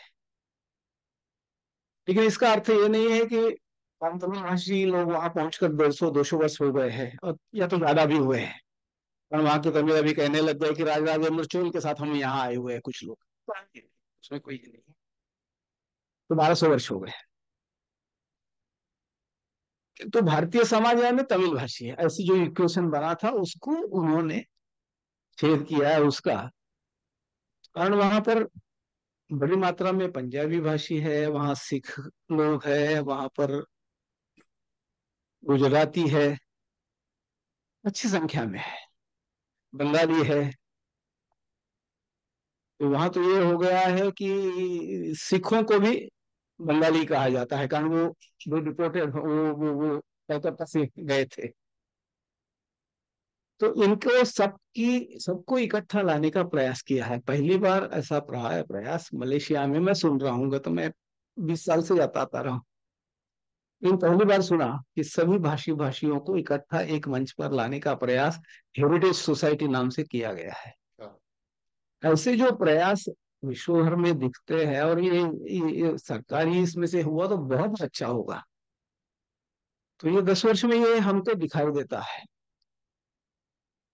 अर्थात जैसे गंभीर जी ने बताया कि त्रिनिदाद और गयाना, ये तो देश ऐसे है कि वहां के लोग सब हनुमान चालीसा भी बोलते हैं, मुखपाठ है सुंदर, रामचरितमानस का भी पाठ कर लेते हैं, वो भी मुखपाठ है। बोलते हैं, वो समझते नहीं है, बोलते जाते हैं, याद तो सब है। वहाँ काम करने की आवश्यकता है ऐसे सब क्षेत्रों में। और जो क्षेत्र जैसे फिजी का ये हुआ, उल्लेख हुआ, फिजी में तमिल समाज है जो हिंदी बोलता है। उनको स्वाभिमान तमिल का है, लेकिन तमिल में तमिल सिखाने की आवश्यकता है। यह तो साउथ अफ्रीका में है। तमिल की उनका तमिल होने का उनको खुद गर्व है, लेकिन तमिल बोलना नहीं आता है। तो जब मैं जाता हूँ तो उनसे पूछता हूँ, तुम तमिल में, तो तमिल कहाँ बोलते हो? तमिल सिखाएंगे? कोई व्यवस्था ही नहीं है। गांधी जी ने की थी, हमें 100 साल से ज्यादा हो गया अभी। गांधी जी ने प्रयास भी किया था, तमिल को भी प्रमोट किया था, मैं तमिल सीखूंगा कहा था। ऐसी लीडरशिप आने की आवश्यकता है जो भारतीय भाषाओं को घर में अपनी मातृभाषा ही बोले। इस पर जोर लगा, भारत में भी भारत के बाहर भी। ये आगे तक नहीं होगा कि शैक्षिक भाषा जो भी चले चले, घर में यदि माता पिता केवल मातृभाषा का आग्रह रखते हैं तो भाषाएं सब ठीक रहेगी। दूसरा जो विषय उठाया गया है कि पढ़ने की समस्या है, और ये बहुत ही हमको आगे समस्या बड़ी होने वाली है। यदि हम पुस्तकें नहीं पढ़ेंगे तो आने वाली पीढ़ी सब मोबाइल पर सिमट गई है या तो कंप्यूटर में सिमट गई है। इसमें से बाहर आने की आवश्यकता है। वो विशेष प्रयास पाश्चात्य देशों ने किए हुए हैं, यहाँ उनका अनुकरण करने की आवश्यकता है। इसमें कोई दूसरा विषय नहीं है। घरों में देखते हैं, वहां जाते हैं तो लोग, बच्चे, छोटे छोटे बच्चे पुस्तकें पढ़ते रहते हैं, और अपने यहाँ आए तो कोई पुस्तक नहीं पढ़ता है।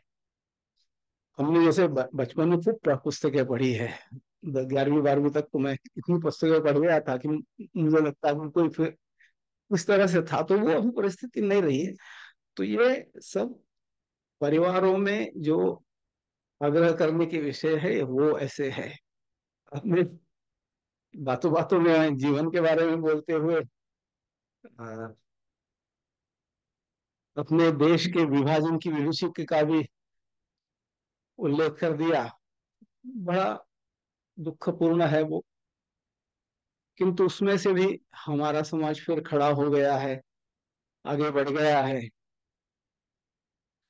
तब तब की जो, जैसे उस पीढ़ी ने वो दुख झेला, वो तो हम सोच ही नहीं सकते यार। जैसे इनके बच्चों ने कहा कि आप बहुत ही गरीब होंगे, तो वैसी ही परिस्थिति थी, और उसमें से अपना समाज आगे बढ़ा हुआ है। आज उसको 75 वर्ष हुए हैं, और आज हम पाते हैं कि अपना समाज उसमें खूब आगे चला गया है। आज विश्व भर में भारतीय समाज की खूब बोलबाला है। तो भी कमी यही है कि भारतीय समाज जैसे उभर रहा है, वो इंडिविजुअल्स करके, वो व्यक्ति उभर रहा है, ऐसा नहीं होना चाहिए। पूरा समाज उभरना चाहिए। ये अपना ये अपनी चुनौती है, और उसको हम संस्थाओं द्वारा उभार सकते हैं। यदि संस्थाएं उभरेगी तो समाज उभरेगा। तो हम अधिक से अधिक संस्थाओं को इस कार्य से जोड़े। किसी भी भाषा का हो, सभी भारतीय भाषाओं का हम विचार करें, समानता से देखें, और उनको आगे बढ़ाने की दृष्टि से, उनके विकास के दृष्टि से हम जो भी कर सकेंगे वो प्रयास अंतर्राष्ट्रीय सहयोग परिषद से हम सहकार करेंगे। कारण हमारे मेमोरेंडम ऑफ एसोसिएशन में ही भाषा और संस्कृति का उल्लेख है कि विश्व भर में भारतीय भाषाएं और भारतीय संस्कृति का प्रचार प्रसार करेंगे। तो हम अवश्य इस कार्य में आगे रहेंगे। जो भी आवश्यक है उसके लिए हम तत्पर रहेंगे, किंतु आप सबका सहकार आवश्यक है। ये, जैसे मैंने कहा कि एक व्यक्ति से होने वाली बात नहीं है। एक पीढ़ी नहीं, पीढ़ी दर पीढ़ी अपने को ये काम करना पड़ेगा, 2-3 पीढ़ियां काम करेंगे, परिस्थितियां बदलने वाली है, इतनी गहरी है ये सारी समस्याएं। तो आप सबका धन्यवाद कि आप आए यहाँ और इस कार्यक्रम में उपस्थित हुए, और विशेषकर एक बात मैं और कह सकता हूँ। आवश्यक है। श्योर। एक बात और सूझी जो मैं आपके साथ साझा करना चाहता हूँ। 2-3 वर्ष पहले की बात है कि मैं शिक्षा मंत्रालय में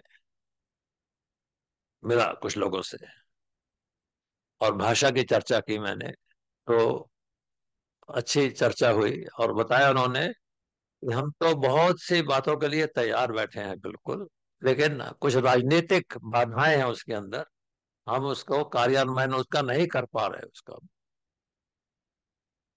अगर ये बात सुझाव के रूप में उन्होंने स्पष्ट शब्दों में नहीं कही, लेकिन मैं उनकी बात समझ गया कि वो क्या कहना चाहते थे।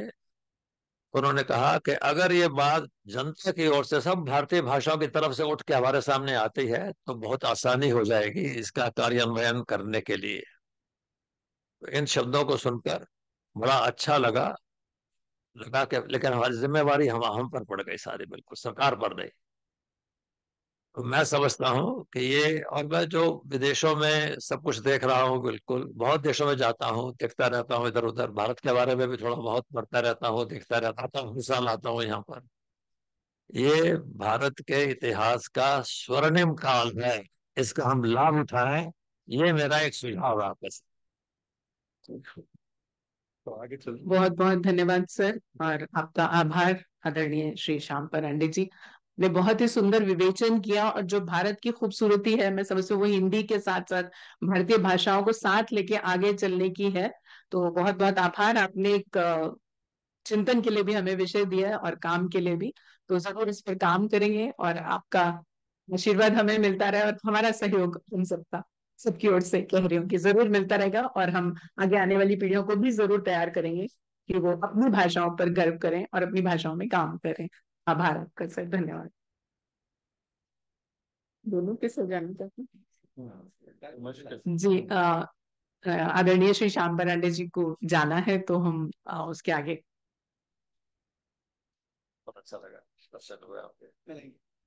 धन्यवाद सर, आपने समय दिया। आप सब जी।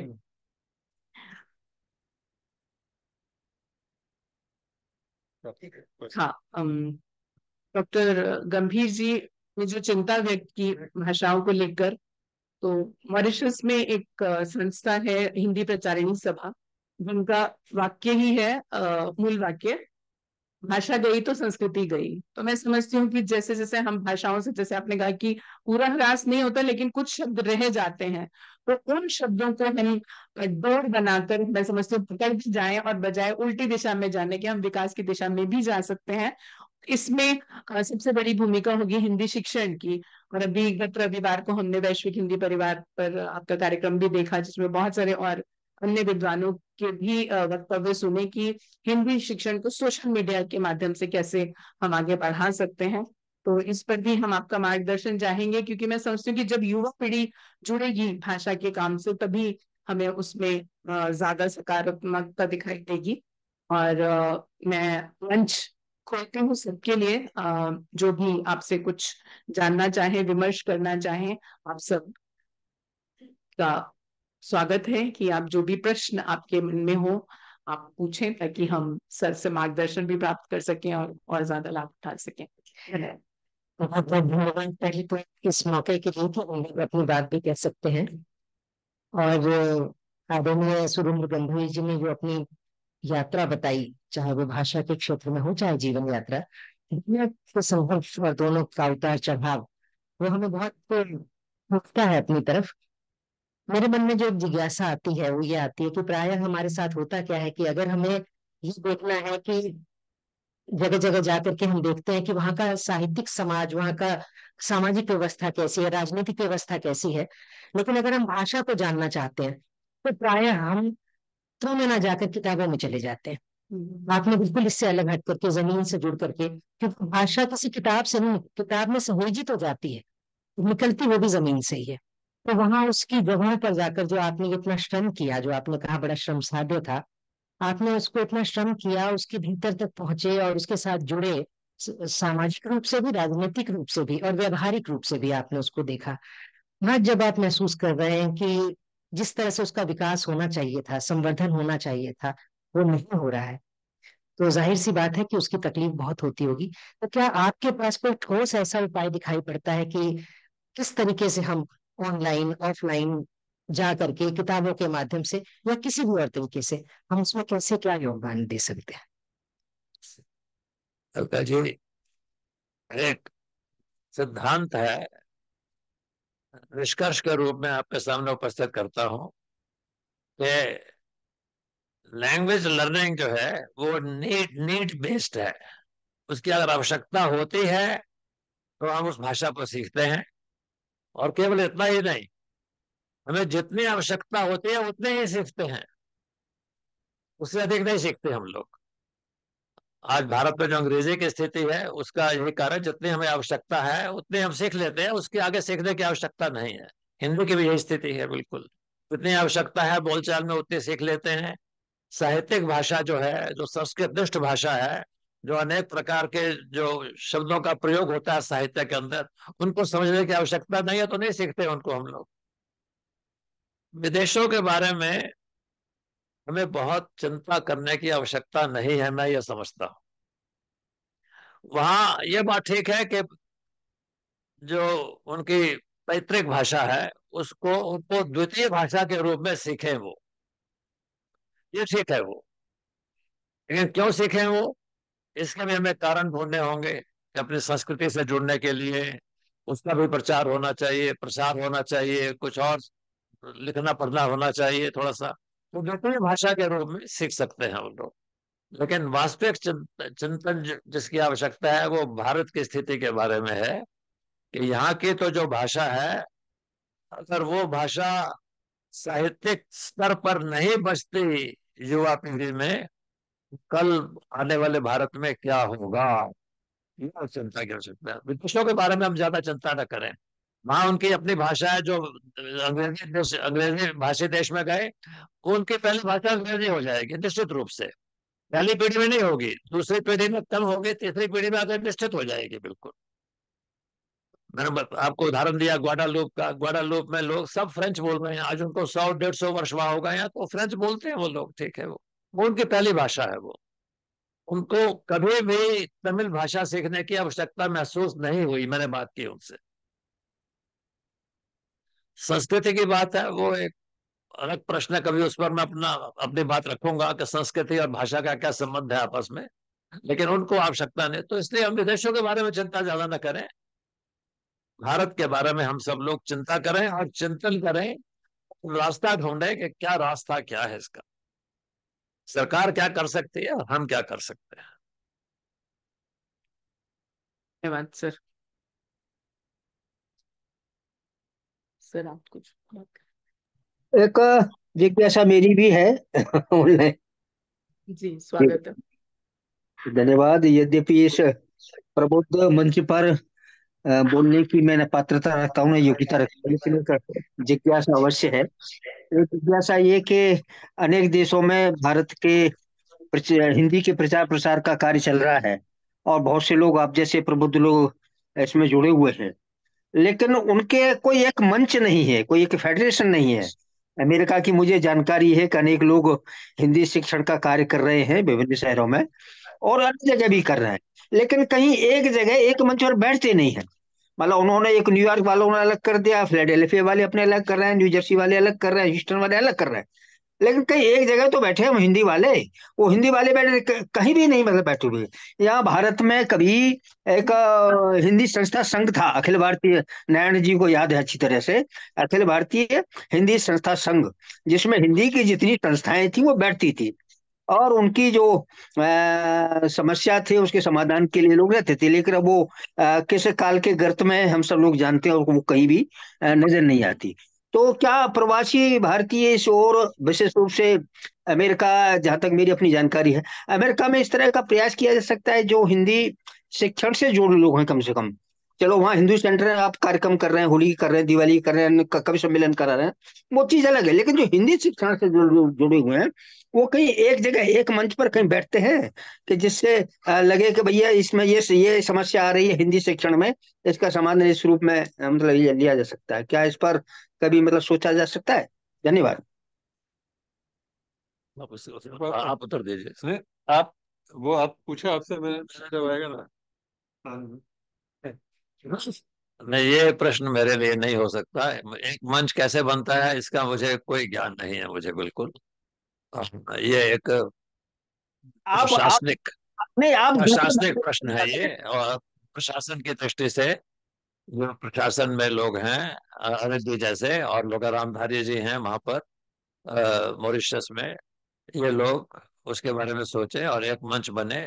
लेकिन बिना इस प्रकार की विशेषज्ञता रखते हुए मैं एक बात कह सकता हूं कि एक मंच बनना चाहिए, लेकिन उसका क्या लाभ होगा, क्या उसमें राजनीति आ जाएगी, क्या कैसी बातें होंगी, ये मुझे पता नहीं है बिल्कुल। उसका लाभ क्या होगा मुझे ये ज्ञान नहीं है। लेकिन एक बात मैंने अनिल जी से कई बार विशेष रूप से बात की है, और उसका मैंने उल्लेख पीछे भी किया था कि एक ऑनलाइन कोर्स भारत से निकल के जो पूरे विश्व के अंदर जो युवा लोग हैं उसको उसमें अपना नाम देकर और उसको सीखें उसको, और उससे आय भी होगी बाद में। फ्री नहीं होना चाहिए। 5 रुपए, 10 रुपए, 20 रुपए, 50 रुपए, 100 रुपए, जो भी हो, वो हर एक से ले। दुनिया भर से हजारों लोग आएंगे, भारतीय मूल के लोग और अभारतीय मूल के लोग, सब लोग आएंगे। तो वो एक प्रकार का मंच बनेगा तो बहुत लाभ होगा, मैं समझता हूँ। ये मेरा निश्चित मत है, और ये मैंने इसके बारे में बहुत सोचा है, और इसके बारे में मैं भी अपना योगदान दे सकता हूँ। हाँ, राजेश मेरा नाम राजेश पांडे है। जरा ऊंचा ऊंचा। राजेश जी है, जामिया जामिया यूनिवर्सिटी में।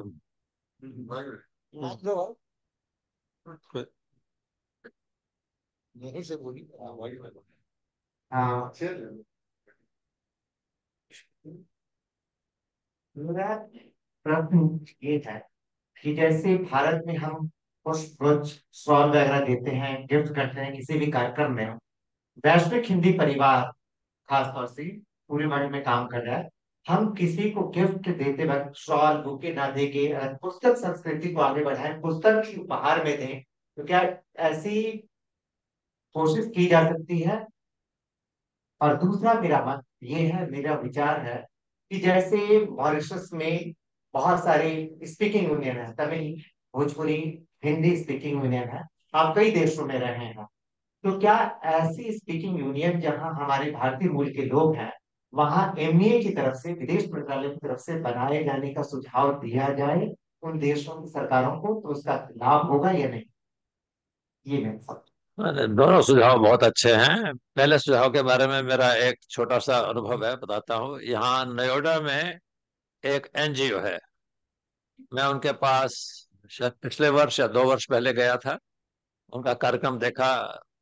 वो पुस्तकें बांटते हैं बच्चों को, तो बहुत अच्छी बात है। लेकिन बच्चे वो पुस्तकों को पढ़ते हैं कि नहीं ये मुझे पता नहीं था। ये तो पुस्तक उपहार के रूप में देना अच्छी बात है, लेकिन जिसको उपहार दी जाती है वो पढ़ेगा उस पुस्तक को कि नहीं, इसके बारे में हमें थोड़ा चिंतन करना चाहिए।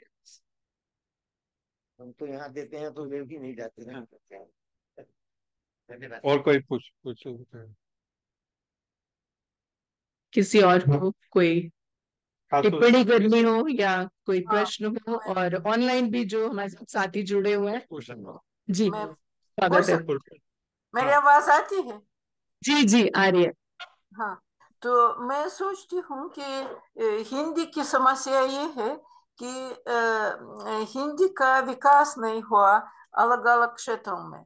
मिसाल के लिए मैं भाषा शास्त्र में काम करती हूँ, तो मैंने कई बार हिंदी में निबंध लिखने की कोशिश की, लेकिन शब्दावली नहीं है, टर्मिनोलॉजी नहीं है। मिसाल के लिए इंक्रीमेंटल थीम, एर्गोटिव कंस्ट्रक्शन वगैरह के लिए नहीं है। और ये मंच की बात नहीं है, किसी टीम की बात है। क्योंकि भारत में क्या होता है, मैं भाषा शास्त्र के बारे में बोलती हूँ, लेकिन अलग क्षेत्रों में भी ऐसा है। दूसरे क्षेत्रों में एक है डिपार्टमेंट ऑफ लिंग्विस्टिक्स, वहाँ सारे लोग चॉम्स्की लिंग्विस्टिक्स करते हैं। और दूसरा एक हिंदी विभाग, जहाँ लोग पाणिनि की टर्मिनोलॉजी इस्तेमाल करके बार बार कुछ लिखते हैं जो सिर्फ भारत में रहता है। और जो आदमी बाहर जाना चाहता है, जो आदमी चाहता है कि दुनिया भर में लोग उसकी रचनाएं पढ़ें, तो वे अंग्रेजी में लिखेंगे, यह उनकी मजबूरी है। इसलिए हिंदी के विकास के लिए इनको अलग अलग क्षेत्रों में इसके लिए शब्दावली बनानी है।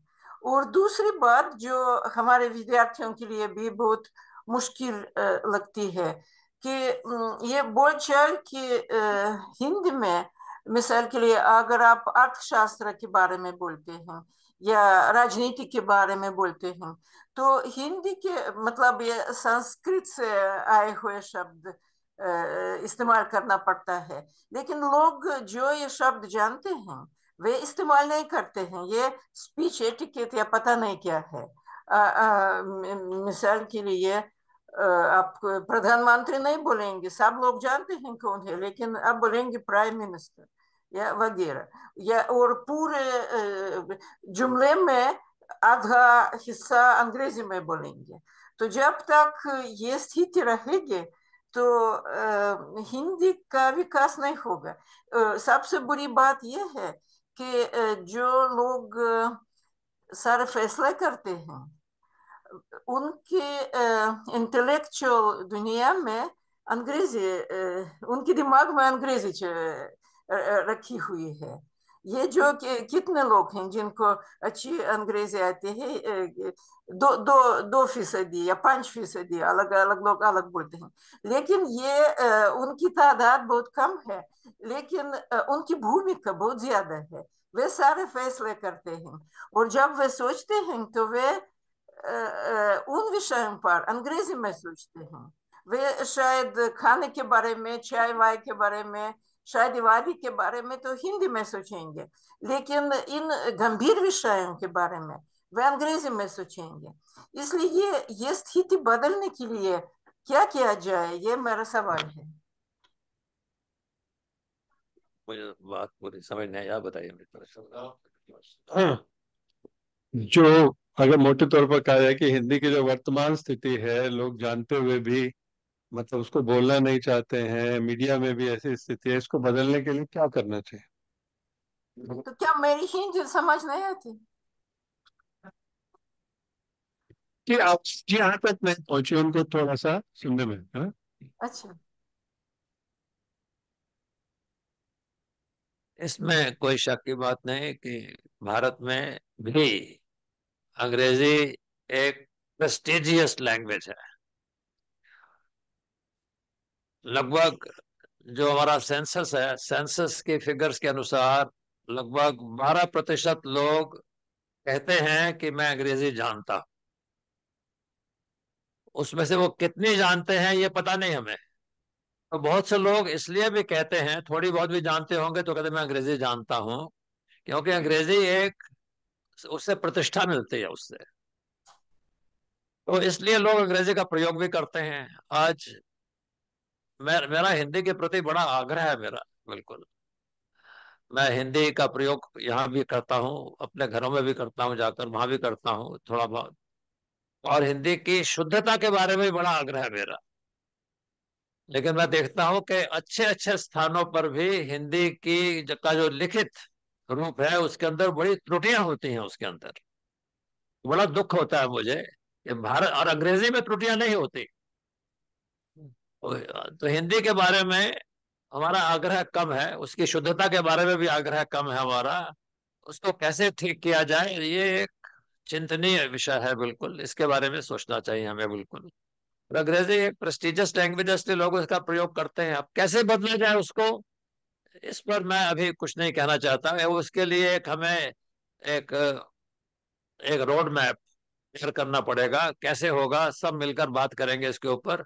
इस समय उसके बारे में टिप्पणी करने की आवश्यकता मैं नहीं समझता मैं। बहुत बहुत आभार सर, आपने बहुत सी बातें हमें बताई, क्योंकि हम सब भाषा से जुड़े हुए हैं। तो मैं समझती हूँ कि हम भाषा चाहे तो कभी मातृभाषा के रूप में सीखते हैं या द्वितीय भाषा के रूप में या विरासत भाषा के रूप में, लेकिन कहीं ना कहीं हमारी अस्मिता का विषय होता है वो। तो बहुत सारी बातें, बहुत से विषय जो हमने आज जिन पर चर्चा की वो हमारे जाने पहचाने थे, फिर भी उसमें और वृद्धि हुई जानकारी में, और बहुत सी नई बातें भी आपसे पता चली। उसके लिए बहुत बहुत आभार, आपने समय दिया। अंतर्राष्ट्रीय सहयोग परिषद की ओर से भी जो सब व्यवस्था की गई, और वैश्विक हिंदी परिवार के को भी मैं बहुत धन्यवाद देती हूँ, जो हमारे साथ सब लोग जुड़े हुए हैं। तो समझती हूँ सबकी जो सजग हमने देखा, उनकी भागीदारी रही। तो मैं आज के जो अभी आगे के वक्तव्य के लिए आदरणीय श्री अनिल जोशी जी को आमंत्रित करती हूँ और अनुरोध करती हूँ कि कृपया आप औपचारिक धन्यवाद भी करें और अपने वक्तव्य में जो भी आप महत्वपूर्ण अन्य बातें हमारे साथ साझा करना चाहते हैं आमंत्रित करती हूँ। स्वागत है।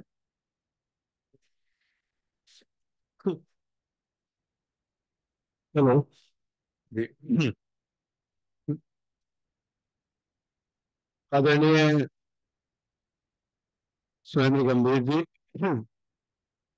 आदरणीय नारायण जी, मेरे साथ बैठे हुए विद्वान, लेखक, महानुभाव, और सामने भी मैं देख रहा हूँ, और मुझे बड़ी प्रसन्नता है कि इतने लेखक और विद्वान जो है महत्वपूर्ण, वो भी इस कार्यक्रम को सुनने के लिए, विशेष रूप से सुरेंद्र गंभीर जी को सुनने के लिए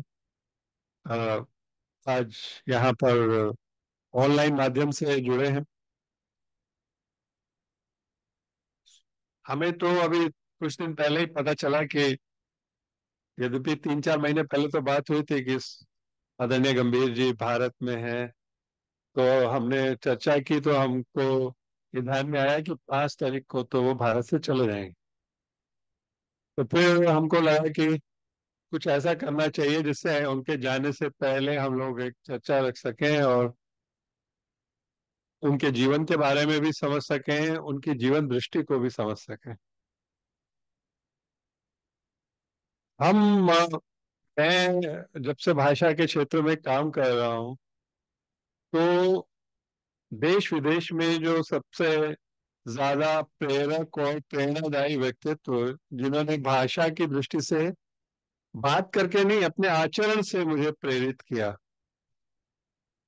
उसमें आदरणीय सुरेंद्र गंभीर जी हैं। मुझे ध्यान है कि एक बार डिफेंस कॉलोनी में आपने एक बैठक रखी थी, आज से शायद 15-20 वर्षों से भी पहले, जब हम लोग, मल्होत्रा जी ने मुझे सूचना दी और हम लोग सब साथ में बैठे, तो ऐसी चर्चा जिसमें आज तो ऐसा है कि मैं लगभग रोज ही इन्वॉल्व होता हूँ, तो ऐसी कोई चर्चा थी कि भाषा को लेकर क्या किया जाना चाहिए और इसका क्या सारे, भारत में क्या हो सकता है, भारत से बाहर क्या हो सकता है। उसके लिए जो कुछ महत्वपूर्ण लोग थे वो उस चर्चा में शामिल थे। तो तब से मुझे ऐसा लगा कि ये बहुत आपसे चर्चा करना, आपसे सीखना, आपका जो दृष्टिकोण है उसको समझना बड़ा आवश्यक है। कुछ समय ऐसा आया, जैसे विश्व हिंदी सम्मेलन में 2007 में भी मुझे न्यूयॉर्क में जाने का अवसर मिला, उस समय भी आपसे कुछ परिचय आया, और उसके बाद मैं लगातार आपके दृष्टिकोण को समझने की कोशिश कर रहा था। और एक बड़ा विशेष जो क्षेत्र था जिसमें आपने भाषा के लिए काम किया, वो था प्रबंधन का क्षेत्र। और मुझे एक ये भी ध्यान में आता है कि जो जयपुर में जो हिंदी सिखाई जाती थी, अमेरिका के विद्यार्थियों को लाया जाता था, उस प्रोजेक्ट से भी आप लंबे समय तक जुड़े रहे। और जैसा आपने बताया भी कि न केवल स्वयं आप, बल्कि आपकी जो सहधर्मिणी है वो भी लगातार जो है वो इस काम में, भाषा के काम में जुड़ी हुई थी। तो कुल मिलाकर आपका पूरा जीवन ही भाषा को समर्पित। और मैं ऐसे बहुत कम लोगों को जानता हूं जिन्होंने इतनी गहराई से, उतनी विशेषज्ञता के साथ, यानी कि भावुक होना तो बहुत आसान है, तो वो भावुक नहीं थे, वो भाषा के विविध आयामों को समझकर अभी भी आप समझ सकते हैं भाषा वैज्ञानिक का क्या दृष्टिकोण हो सकता है। भावुकता तो बहुत आसान है। मैं ऐसे हजारों लोगों को जानता हूँ, दिल्ली में ही हजारों लोगों को जानता हूँ जो भाषा को लेकर, धर्म को लेकर, देश को लेकर और बहुत सारी बातों को लेकर बड़े भावुक हैं। परंतु जैसे अभी उन्होंने एक विभाजन की घटना सुनाई तो ये कहा कि मैंने उसका विश्लेषण भी किया। आप उसको, तो जो ऐसे व्यक्ति हैं जिन्होंने भाषा का, अगर कोई हमें अंतर्राष्ट्रीय चरित्र, अगर हिंदी का अंतर्राष्ट्रीय चरित्र समझना है तो हमें सुरेंद्र गंभीर जी की बातों को, उनके दृष्टिकोण को समझना, क्योंकि वो बहुत ऑब्जेक्टिव है। वो यहाँ पर बैठकर कह रहे हैं कि मॉरिशस में 20 साल बाद क्या होने वाला है। बड़े बड़े विश्व हिंदी सम्मेलन में बड़े बड़े नेता जो है वो मॉरिशस की तारीफ किए जा रहे हैं कि 150 किताबें निकल गई, 200 किताबें निकल गई। सुनीता जी अभी द्वितीय सचिव के रूप में वहां पर थी, जानती है बहुत अच्छी तरह कि क्या हो रहा है मॉरिशस में। लेकिन ये कहने का साहस कि मॉरिशस में जो अब हो रहा है वो हो रहा है जो कि 20-30 साल पहले गयाना में हो रहा था, जो कि 20 से 30-40 साल पहले ट्रिनिडाद में हो रहा था। वीएस नायपाल जो नोबेल पुरस्कार विजेता है, उनके पिता हिंदी के लेखक थे। अगर वीएस नायपाल ने भी हिंदी में लिखा होता तो आप सोचिए कि कितनी बड़ी प्रतिभा से हम वंचित हो गए। तो ये जो भाषा का जो अंतर्राष्ट्रीय चरित्र है, अगर उसको समझना है तो इनके दृष्टिकोण को समझना होगा, जो कि बहुत ही प्रगतिशील है, बहुत ही आधुनिक है। किन अर्थों में आधुनिक है? जैसे उन्होंने अपनी बातचीत में कहा कि भाषा सीखी जाती है तो नीड बेस्ड होती है, भावुकता में बात नहीं की। अगर आपको जरूरत है तब आप भाषा सीखेंगे नहीं। और दूसरी बात कहीं तो और भी ज्यादा महत्वपूर्ण है कि उतनी सीखी जाती है जितनी जरूरत होती है। आपको भारत जाना है, एक चक्कर लगाना है, और दिन के लिए आपको नमस्ते, आप कहाँ से आए हैं, कैसे है, ये कैसा, इतना ही सीखना है। तो अब सवाल यह है कि हम क्या अपनी भाषा को ऐसा बना सकते हैं कि जिसकी जरूरत सारी दुनिया में बने? ये ज्यादा महत्वपूर्ण है। अगर आज भारत अपने आप को कह रहा है कि क्षेत्रीय महाशक्ति है हम, और हम ये भी कह रहे हैं कि हम अगले आने वाले चुनाव तक हम तीसरी महाशक्ति बनेंगे। अगर सारी दुनिया के अंदर इस समय हमारी सबसे ज्यादा आबादी है, अगर भारत अपने आप को सबसे बड़ी सॉफ्ट पावर के रूप में प्रोजेक्ट करता है, तो हमारी भाषा केवल 20-50-100 वाक्यों की भाषा तो नहीं हो सकती। और जिस बात को ये आदरणीय गंभीर जी कह रहे थे, क्या हम चाहते हैं कि हमारी भाषा भाषा रहे या बोली बन जाए, जिसको हम बच्चों को कहें कि डाइनिंग टेबल पर थोड़ी सी बात कर लिया करो, जिससे कि हमें लगे कि हमारी भाषा जीवित है। तो अगर अपनी भाषा को ज्ञान की भाषा बनाना है, और उसमें चाहे विज्ञान हो, चाहे चिकित्सा विज्ञान हो, चाहे प्रबंधन हो, जिसके लिए आदरणीय गंभीर जी ने बहुत काम किया, चाहे चार्टर्ड अकाउंटेंसी हो, चाहे इंजीनियरिंग हो, वो सिर्फ हमारी भाषाओं में आएंगी। भाषा 360 होती है। भाषा अगर उसको बोली में बनाना है तो बोली बना लीजिए आप। अगर भाषा में ज्ञान अगर जब तक विकसित नहीं होगा तब तक वो भाषा सब कामों में इस्तेमाल नहीं होगी। फिर वो नीड बेस्ड ऐसी होगी कि बच्चों से बात करनी है और नानी पोते से, नाती से बात करनी है।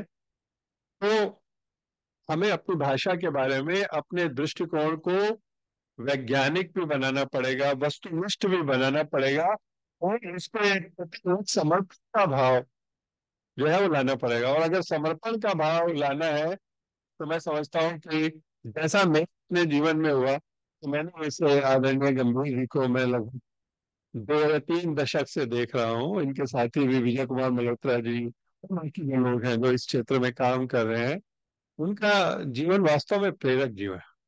और आज के कार्यक्रम का भी हमको इसीलिए एक मोह था कि गंभीर जी दिल्ली में है तो हम अवश्य उनसे बात करें। और हम चाहते थे कि यहाँ पर भी बैठे हुए लोग जो सामने जुड़े हुए हैं वो भी इसमें जुड़ सके, जो हमारे को ऑनलाइन जुड़े हैं। इसने क्या हरि सिंह पाल जी ने वो अपनी सोच रहे थे कि मैं प्रश्न कर सकता हूँ नहीं कर सकता हूँ। हरि सिंह पाल जी हिंदी का बड़े विद्वान है, उनका हम बहुत आदर करते हैं और लिपि को लेकर उन्होंने काम किया है, लिपि भी करी है। इस समय देश में बहुत कम लोग होंगे जो लिपि को लेकर उतना काम कर रहे हैं। मैं ये बताना चाहता हूँ कि जो प्रश्न पूछ रहे थे ये एकदम उसी तरह की एक प्रक्रिया है। हम लोग लगातार जो प्रयास कर रहे हैं और वही प्रयास कर रहे हैं कि विश्व भर में जो काम होना है उसको देखा जाए। आज अगर अमेरिका से आदरणीय सुरेंद्र गंभीर जी आए हैं तो हमने इस एक संवाद सब लोगों के साथ करने का प्रयास किया और जो लोग उपस्थित हैं उससे अतिरिक्त सारे ग्रुपों में, अखबारों में, पत्रिकाओं में, जहां पर भी ये जाएगा हजारों लाखों लोगों तक हमारी अपेक्षा है कि ये पहुंचे। अब से 2 महीने पहले डॉक्टर धनंजय अमेरिका से आए थे, हमने यही काम किया था। 1 महीने पहले कनाडा से डॉक्टर सारिका सक्सेना आई थी, तो वो भी किया हमने। इस तरह से पुष्पिता जी और बाकी भी लोग भी, बहुत एक लंबी श्रृंखला है। तो हमारा हमेशा प्रयास रहता है कि हम पिछले ही बल्कि 15 दिन होंगे जुड़े हुए हैं तुमियों में जो कामी जी इसी स्थान पर इसी सभागार में उनका कार्यक्रम हुआ था। तो हमारा प्रयास यही है कि वैश्विक हिंदी परिवार, और आज आपने देखा आज तो विशेष एक प्रसन्नता की बात है हमारे परिवार जिसमें शंकर नागर जी, जिसमें ये अरुण पाटिल जी सामने जो ये देखा हूँ,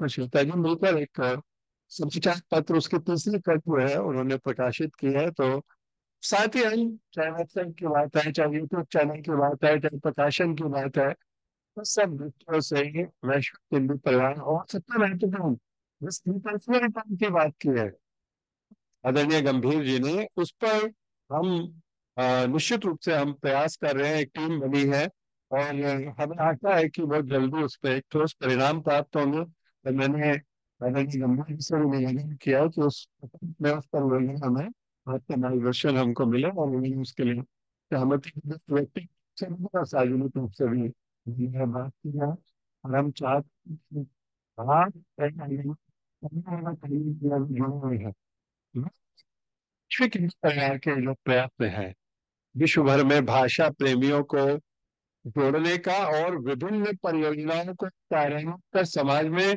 भाषाई दृष्टि से ठोस योगदान करने का, उसके आप संरक्षक बने। ये अनुरोध आप दोनों से किया है हम, और मुझे प्रसन्नता है कि आदरणीय गंभीर जी तो हमारे साथ हैं और उन्होंने उसको स्वीकार भी किया है। और तोमियो जी का तो मतलब हम क्या कहें कि 4 वर्ष से जो हमारे कार्यक्रम हो रहे हैं, सब लोगों को जानकारी के लिए मैं बताना चाहता हूँ कि भाषा के प्रति समर्पण क्या हो सकता है। 4 साल से प्रति सप्ताह आदरणीय तोमियो मिजो कामी जी जो पद्मश्री है, जो कॉलेज में ओसाका में प्रोफेसर है, वे हर महीने को शाम को जुड़ते हैं। और उस समय समय ये नहीं होता कि हमारे यहाँ 6 से 6:30 है, उनके यहाँ समय 11 बजे 11:30 बजे होता है। लेकिन उसके बाद भी आधे सोते आधे जागते भी वो हमारे कार्यक्रमों में रहते हैं। और पता चला कि आदरणीय सुरेंद्र गंभीर जी बात करने वाले हैं तो वो भी जुड़े हैं। सा भाषा के प्रति प्रेम उनका है। तो ऐसे आदरणीय सुरेंद्र गंभीर जी जो भाषा के प्रति न केवल प्रेम रखते हैं बल्कि बड़ी वैज्ञानिक दृष्टि से भाषा के बारे में सोचते हैं, जिनका अपना योगदान, उनकी श्रीमती का योगदान केवल 1-2 वर्ष नहीं बल्कि कई दशक, 3 दशक, 4 दशक दुनिया की सर्वश्रेष्ठ यूनिवर्सिटी में, दुनिया के सर्वश्रेष्ठ विश्वविद्यालय में रहा।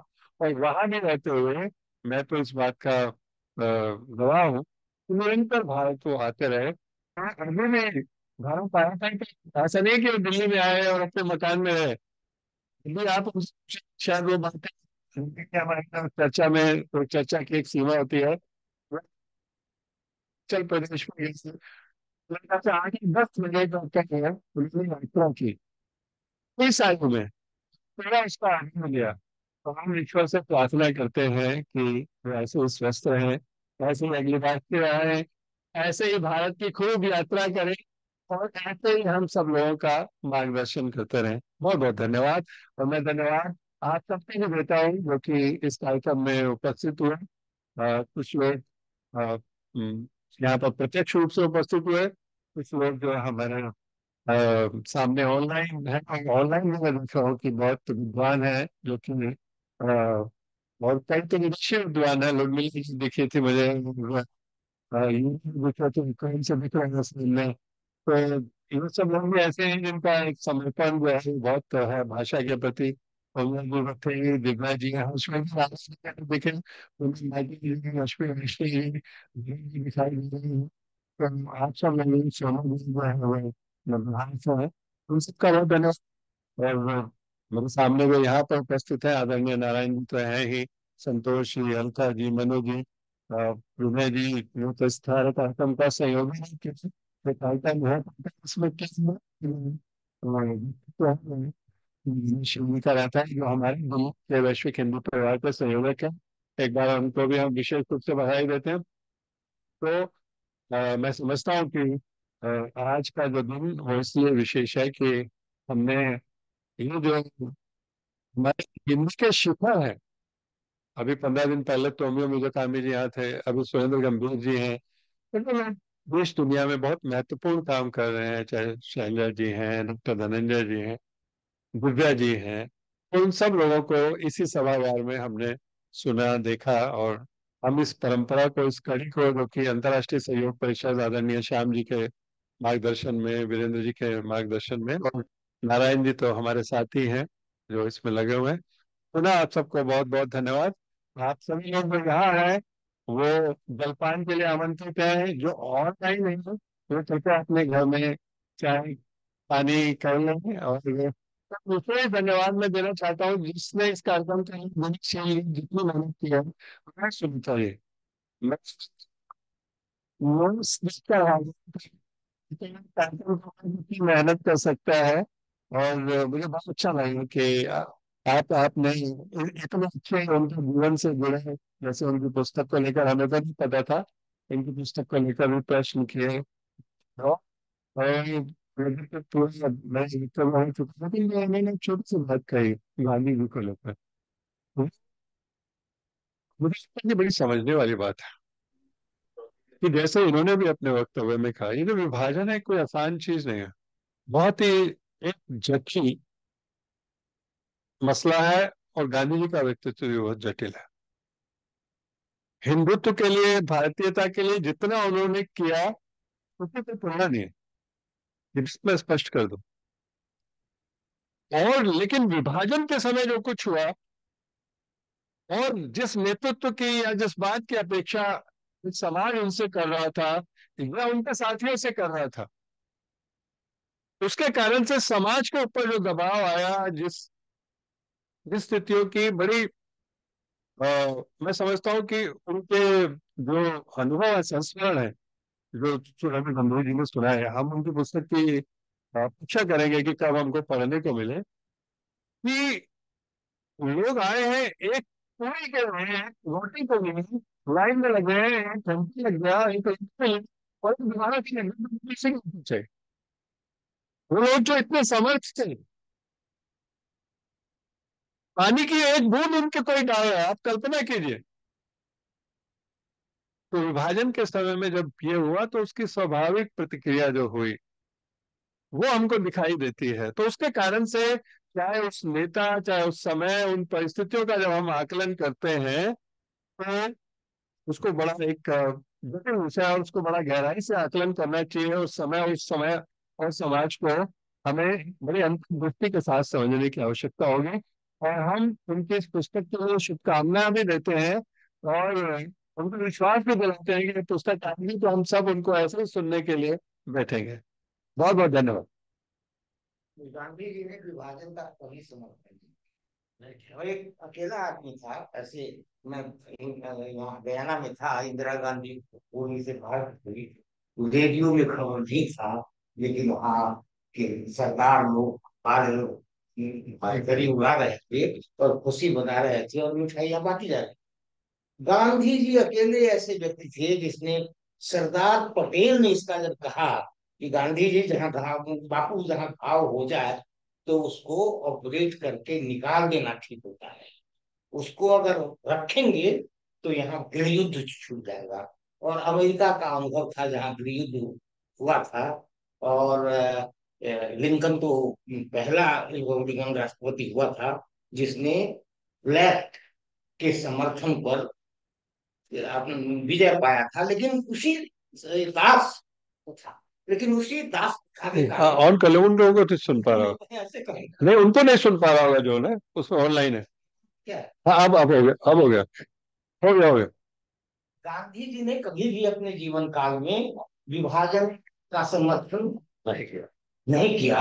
और इस बात पर उनको उनके सबसे प्रिय व्यक्ति ठीक है। गांधी जी के सरदार पटेल, जिन्होंने ये यहाँ रामलीला मैदान में भाषण दिया कि जवाहरलाल नेहरू भी उस समय नहीं समर्थन कर रहे थे, कि वो गृह मंत्री का कार्य दिख रहे थे कि अगर विभाजन नहीं होगा तो भारत में गृह युद्ध हो जाएगा, और गृह युद्ध छिड़ जाएगा तो और भी दयनीय अवस्था होगी। इसकी तो कल्पना नहीं की गई थी, क्योंकि कैबिनेट मिशन जिसमें दो तीन कैबिनेट मंत्री आकर के भारत की स्वतंत्रता की बात कर रहे थे, जो लोग अंग्रेजों को कहते हैं, उन्होंने इसका विरोध किया कि भारत का विभाजन नहीं होना चाहिए। और उन्होंने एक तस्वीर बना दी कि आसाम से लेकर के कराची तक, जिसमें कि वेस्ट बंगाल था, पंजाब भी था, ये सब जो है मुसलमान बहुत बड़ा इलाका होगा। और इस कैबिनेट मिशन जिन्होंने इसका समर्थन किया कि उनको आसाम भी नहीं जाएगा, बंगाल के विभाजन पर घटना हुई थी जिससे सरकार को विभाजन वापस करना पड़ा था। तो क्या हुआ कि कांग्रेस ने इसका विरोध किया, और नेहरू आया था कि ये कैसे हो सकता है कि आसाम और ये वो, क्योंकि मुस्लिम एरिया देने का मतलब था कि हम मुसलमान नहीं मिलेगा। तो जब मिशन का था तो गहरी बात है। नहीं, पटेल ने कहा कि यहाँ बनारस हिंदू यूनिवर्सिटी में उनका भाषण है और यहाँ रामलीला मैदान में ही, कि जवाहरलाल ने पूछा कि बापू को कैसे कह सकते हैं कि बापू तो वो तो डरते थे, तो पटेल ज्यादा करीब थे बापू के। तो उन्होंने कहा बापू को कि जहां पर अगर कोई घाव हो जाए तो उसको ऑपरेट करके हटा देना चाहे। विभाजन की प्रक्रिया चलती रही, बर्मा अलग हो गया, जो आवास मात्रा अलग हो गया, ऐसी बात नहीं थी। लेकिन ये कॉमन बेसिस पर जो विभाजन हुआ उसके कारण ये सारी घटनाएं थी। तो जवाहरलाल ने खुद एक जगह लिखा है, जो मैंने तीन मूर्ति में मुझे अनुवाद करने के लिए दिया गया, कि अगर बंटवारे के मसले पर मुझसे कोई राय मांगे तो मैं पटेल जी का और सबका विरोध कर सकता था। लेकिन पटेल को भी एक भारत में गृह यदि छिड़ जाए, हिंदू मुसलमान लड़ाई जो हो रही थी, वह उनके सामने बड़ी समस्या थी। बहुत इसमें पढ़ने की जरूरत है। तब ये है कि भावना तो उसकी गांधी के कहने पर तो भगत सिंह को फांसी हो सकती थी, विवादित नहीं हो सकता था।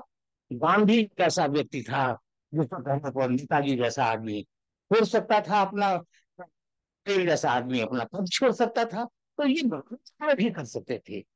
ब्रिटेन से जो संदेश आया था उसमें विभाजन की तरह की बात नहीं थी। कैबिनेट मिशन ने ये साफ साफ, उसको कैबिनेट मिशन ही इसलिए कहा जाता था कि उसमें दो कैबिनेट के मिनिस्टर थे। तो उन्होंने जो विभाजन की एक्टिविटी भेजा तो उसमें उन्होंने कहा था कि विभाजन नहीं होना चाहिए। तो उसके सबको पढ़ने के बाद ये पता चलता है कि जब जिन्ना मांगने के लिए तैयार था, तो फिर ये तो ये कह दिया कि जिन्ना को बोला प्रधानमंत्री, ये सब विभाजन नहीं चाहते थे। लेकिन एक मिनट में आपको कह देता हूँ आपको। लेकिन देखिए, कांग्रेस को हिंदू की पार्टी कही जाती थी जब ये हिंदू मुस्लिम हो गया ना, और ये जो अध्यक्ष तो है कांग्रेस का, वही प्रधानमंत्री होगा। उस समय मौलाना अब्दुल कलाम आजाद कांग्रेस के अध्यक्ष थे, और कौन कहेगा उनको, तो गांधी जी कहने गए आप अध्यक्ष पद से इस्तीफा दे दीजिए। गांधी जी के कहने का सम्मान था कि उनके कहने पर महिलाएं हुक्का पहनना छोड़ देती थी, उपवास कर देते थे। लेकिन नहीं, विभाजन के मामले में तो वो मुस्लिम लीग का सवाल था। ये जो लखनऊ कांग्रेस में दोनों मिल करके किए थे, तो उस पर एक अलग बात है। लेकिन भावना यही होती थी कि गांधी जी कहेंगे तो सब कुछ हो जाएगा। ये गांधी जी का सम्मान था। पता नहीं लली। हाँ, नेताजी सुभाष चंद्र बोस जो उनके कहने से हट गए थे, उन्होंने आजाद हिंद फौज की जो टुकड़ी बनाई, उसका नाम था गांधी ब्रिगेड और नेहरू ब्रिगेड। और नेहरू से नेताजी की इतनी दोस्ती थी कि उनकी पत्नी जब बीमार हुई तो स्विट्जरलैंड में चिकित्सा कराने के लिए नेताजी सुभाष चंद्र बोस गए, और नेहरू दूर में थे, नहीं पहुंच सके थे। तो उसके मृत्यु मृत्यु के समय में ही नेताजी सुभाष चंद्र बोस वहां थे। और नेताजी सुभाष चंद्र बोस जब कांग्रेस के अध्यक्ष थे तो उन्होंने प्लानिंग कमीशन की कल्पना की थी। नेहरू उनसे जूनियर थे, और प्लानिंग कमीशन के अध्यक्ष के रूप में उन्होंने जवाहरलाल नेहरू को बनाया था। तो इस तरह वैचारिक मतभेद क्या, गांधी जी का उनका मतभेद इसलिए था कि वो प्रोग्रेसिव के लोग थे, ये फॉरवर्ड ब्रेकर बना रहे थे। और मतलब गांधी जी प्रोग्रेसिव, जिसको अब कम्युनिस्ट भी कहते हैं, उसका ज्यादा समर्थन नहीं करते थे। लेकिन ये बात जब हुई प्रधानमंत्री की, तो प्रधानमंत्री की बात में तो वो कांग्रेस ये बात कब जाती है, मैं 1 मिनट में खत्म करता हूँ। तो वो कांग्रेस एग्जीक्यूटिव कमेटी की मीटिंग थी, और गांधी जी चौनिया मेंबर भी नहीं थे। गांधी जी इस मीटिंग में कैसे रह सकते थे? ये बात जो है, भले ही दूसरे से कहे होगा, तो जो कांग्रेस कमेटी का जो अध्यक्ष होगा वही प्रधानमंत्री होगा। कृपलानी का नाम था और पटेल का नाम था, नेहरू जी का नाम नहीं था। सबसे पहले कृपलानी ने वापस लिया, फिर गांधी जी की इच्छा से पटेल ने वापस लिया। पटेल के बहुत सारे नाम थे। गांधी जी ने इसका वक्तव्य दिया था कि पटेल भारत के अंदरूनी काम को देखेगा, और नेहरू जो है वो इंटरनेशनल काम को देखेंगे। हाँ, क्योंकि आजादी से पहले भी विदेशों में नेहरू की पहचान थी। नेपाल कांग्रेस की स्थापना जब गांधी जी ने की तो नेहरू से संदेश मांगा गया था। तो इस तरह उन्होंने एक अंतर्राष्ट्रीय छवि बना ली थी। तो लेकिन ये मैं कह रहा था कि जनभावना हुआ कि विरोध हुआ था। मेरे गांव में जब गांधी जी की मृत्यु हुई तो लोगों ने उपवास किया, और 13 दिन के बाद उनका श्राद्ध किया, और बहुत शोक और मनाया गया। तो जहाँ जैसे लोग थे, इसलिए मैंने कहा जब मैं गया ना और देखा गांधी इंदिरा जी की मृत्यु की वाला भारत में भी सूचना दी थी, लेकिन वहां सभी रेडियो से दिखा रहा था कि लोग नाच रहे हैं, गा रहे हैं, ये कर रहे हैं, क्योंकि उनकी जो पीड़ा थी वो कुछ दूसरी थी। तो इसलिए गांधी जी के उस पर खुश होना, सारे लोग उन्हीं को दोषी मानते हैं, इसलिए उनका मृत्यु कितना बड़ा था। उन लोगों के मन में विश्वास था कि वो चाहते नहीं होते।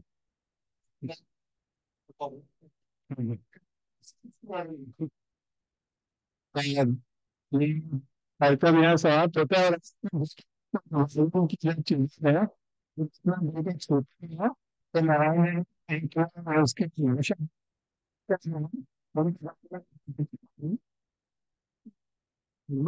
इस किताब की हम सब प्रतीक्षा करेंगे, और यह एक महत्वपूर्ण मुद्दा है। सबका धन्यवाद। आप सभी लोग चल पाए।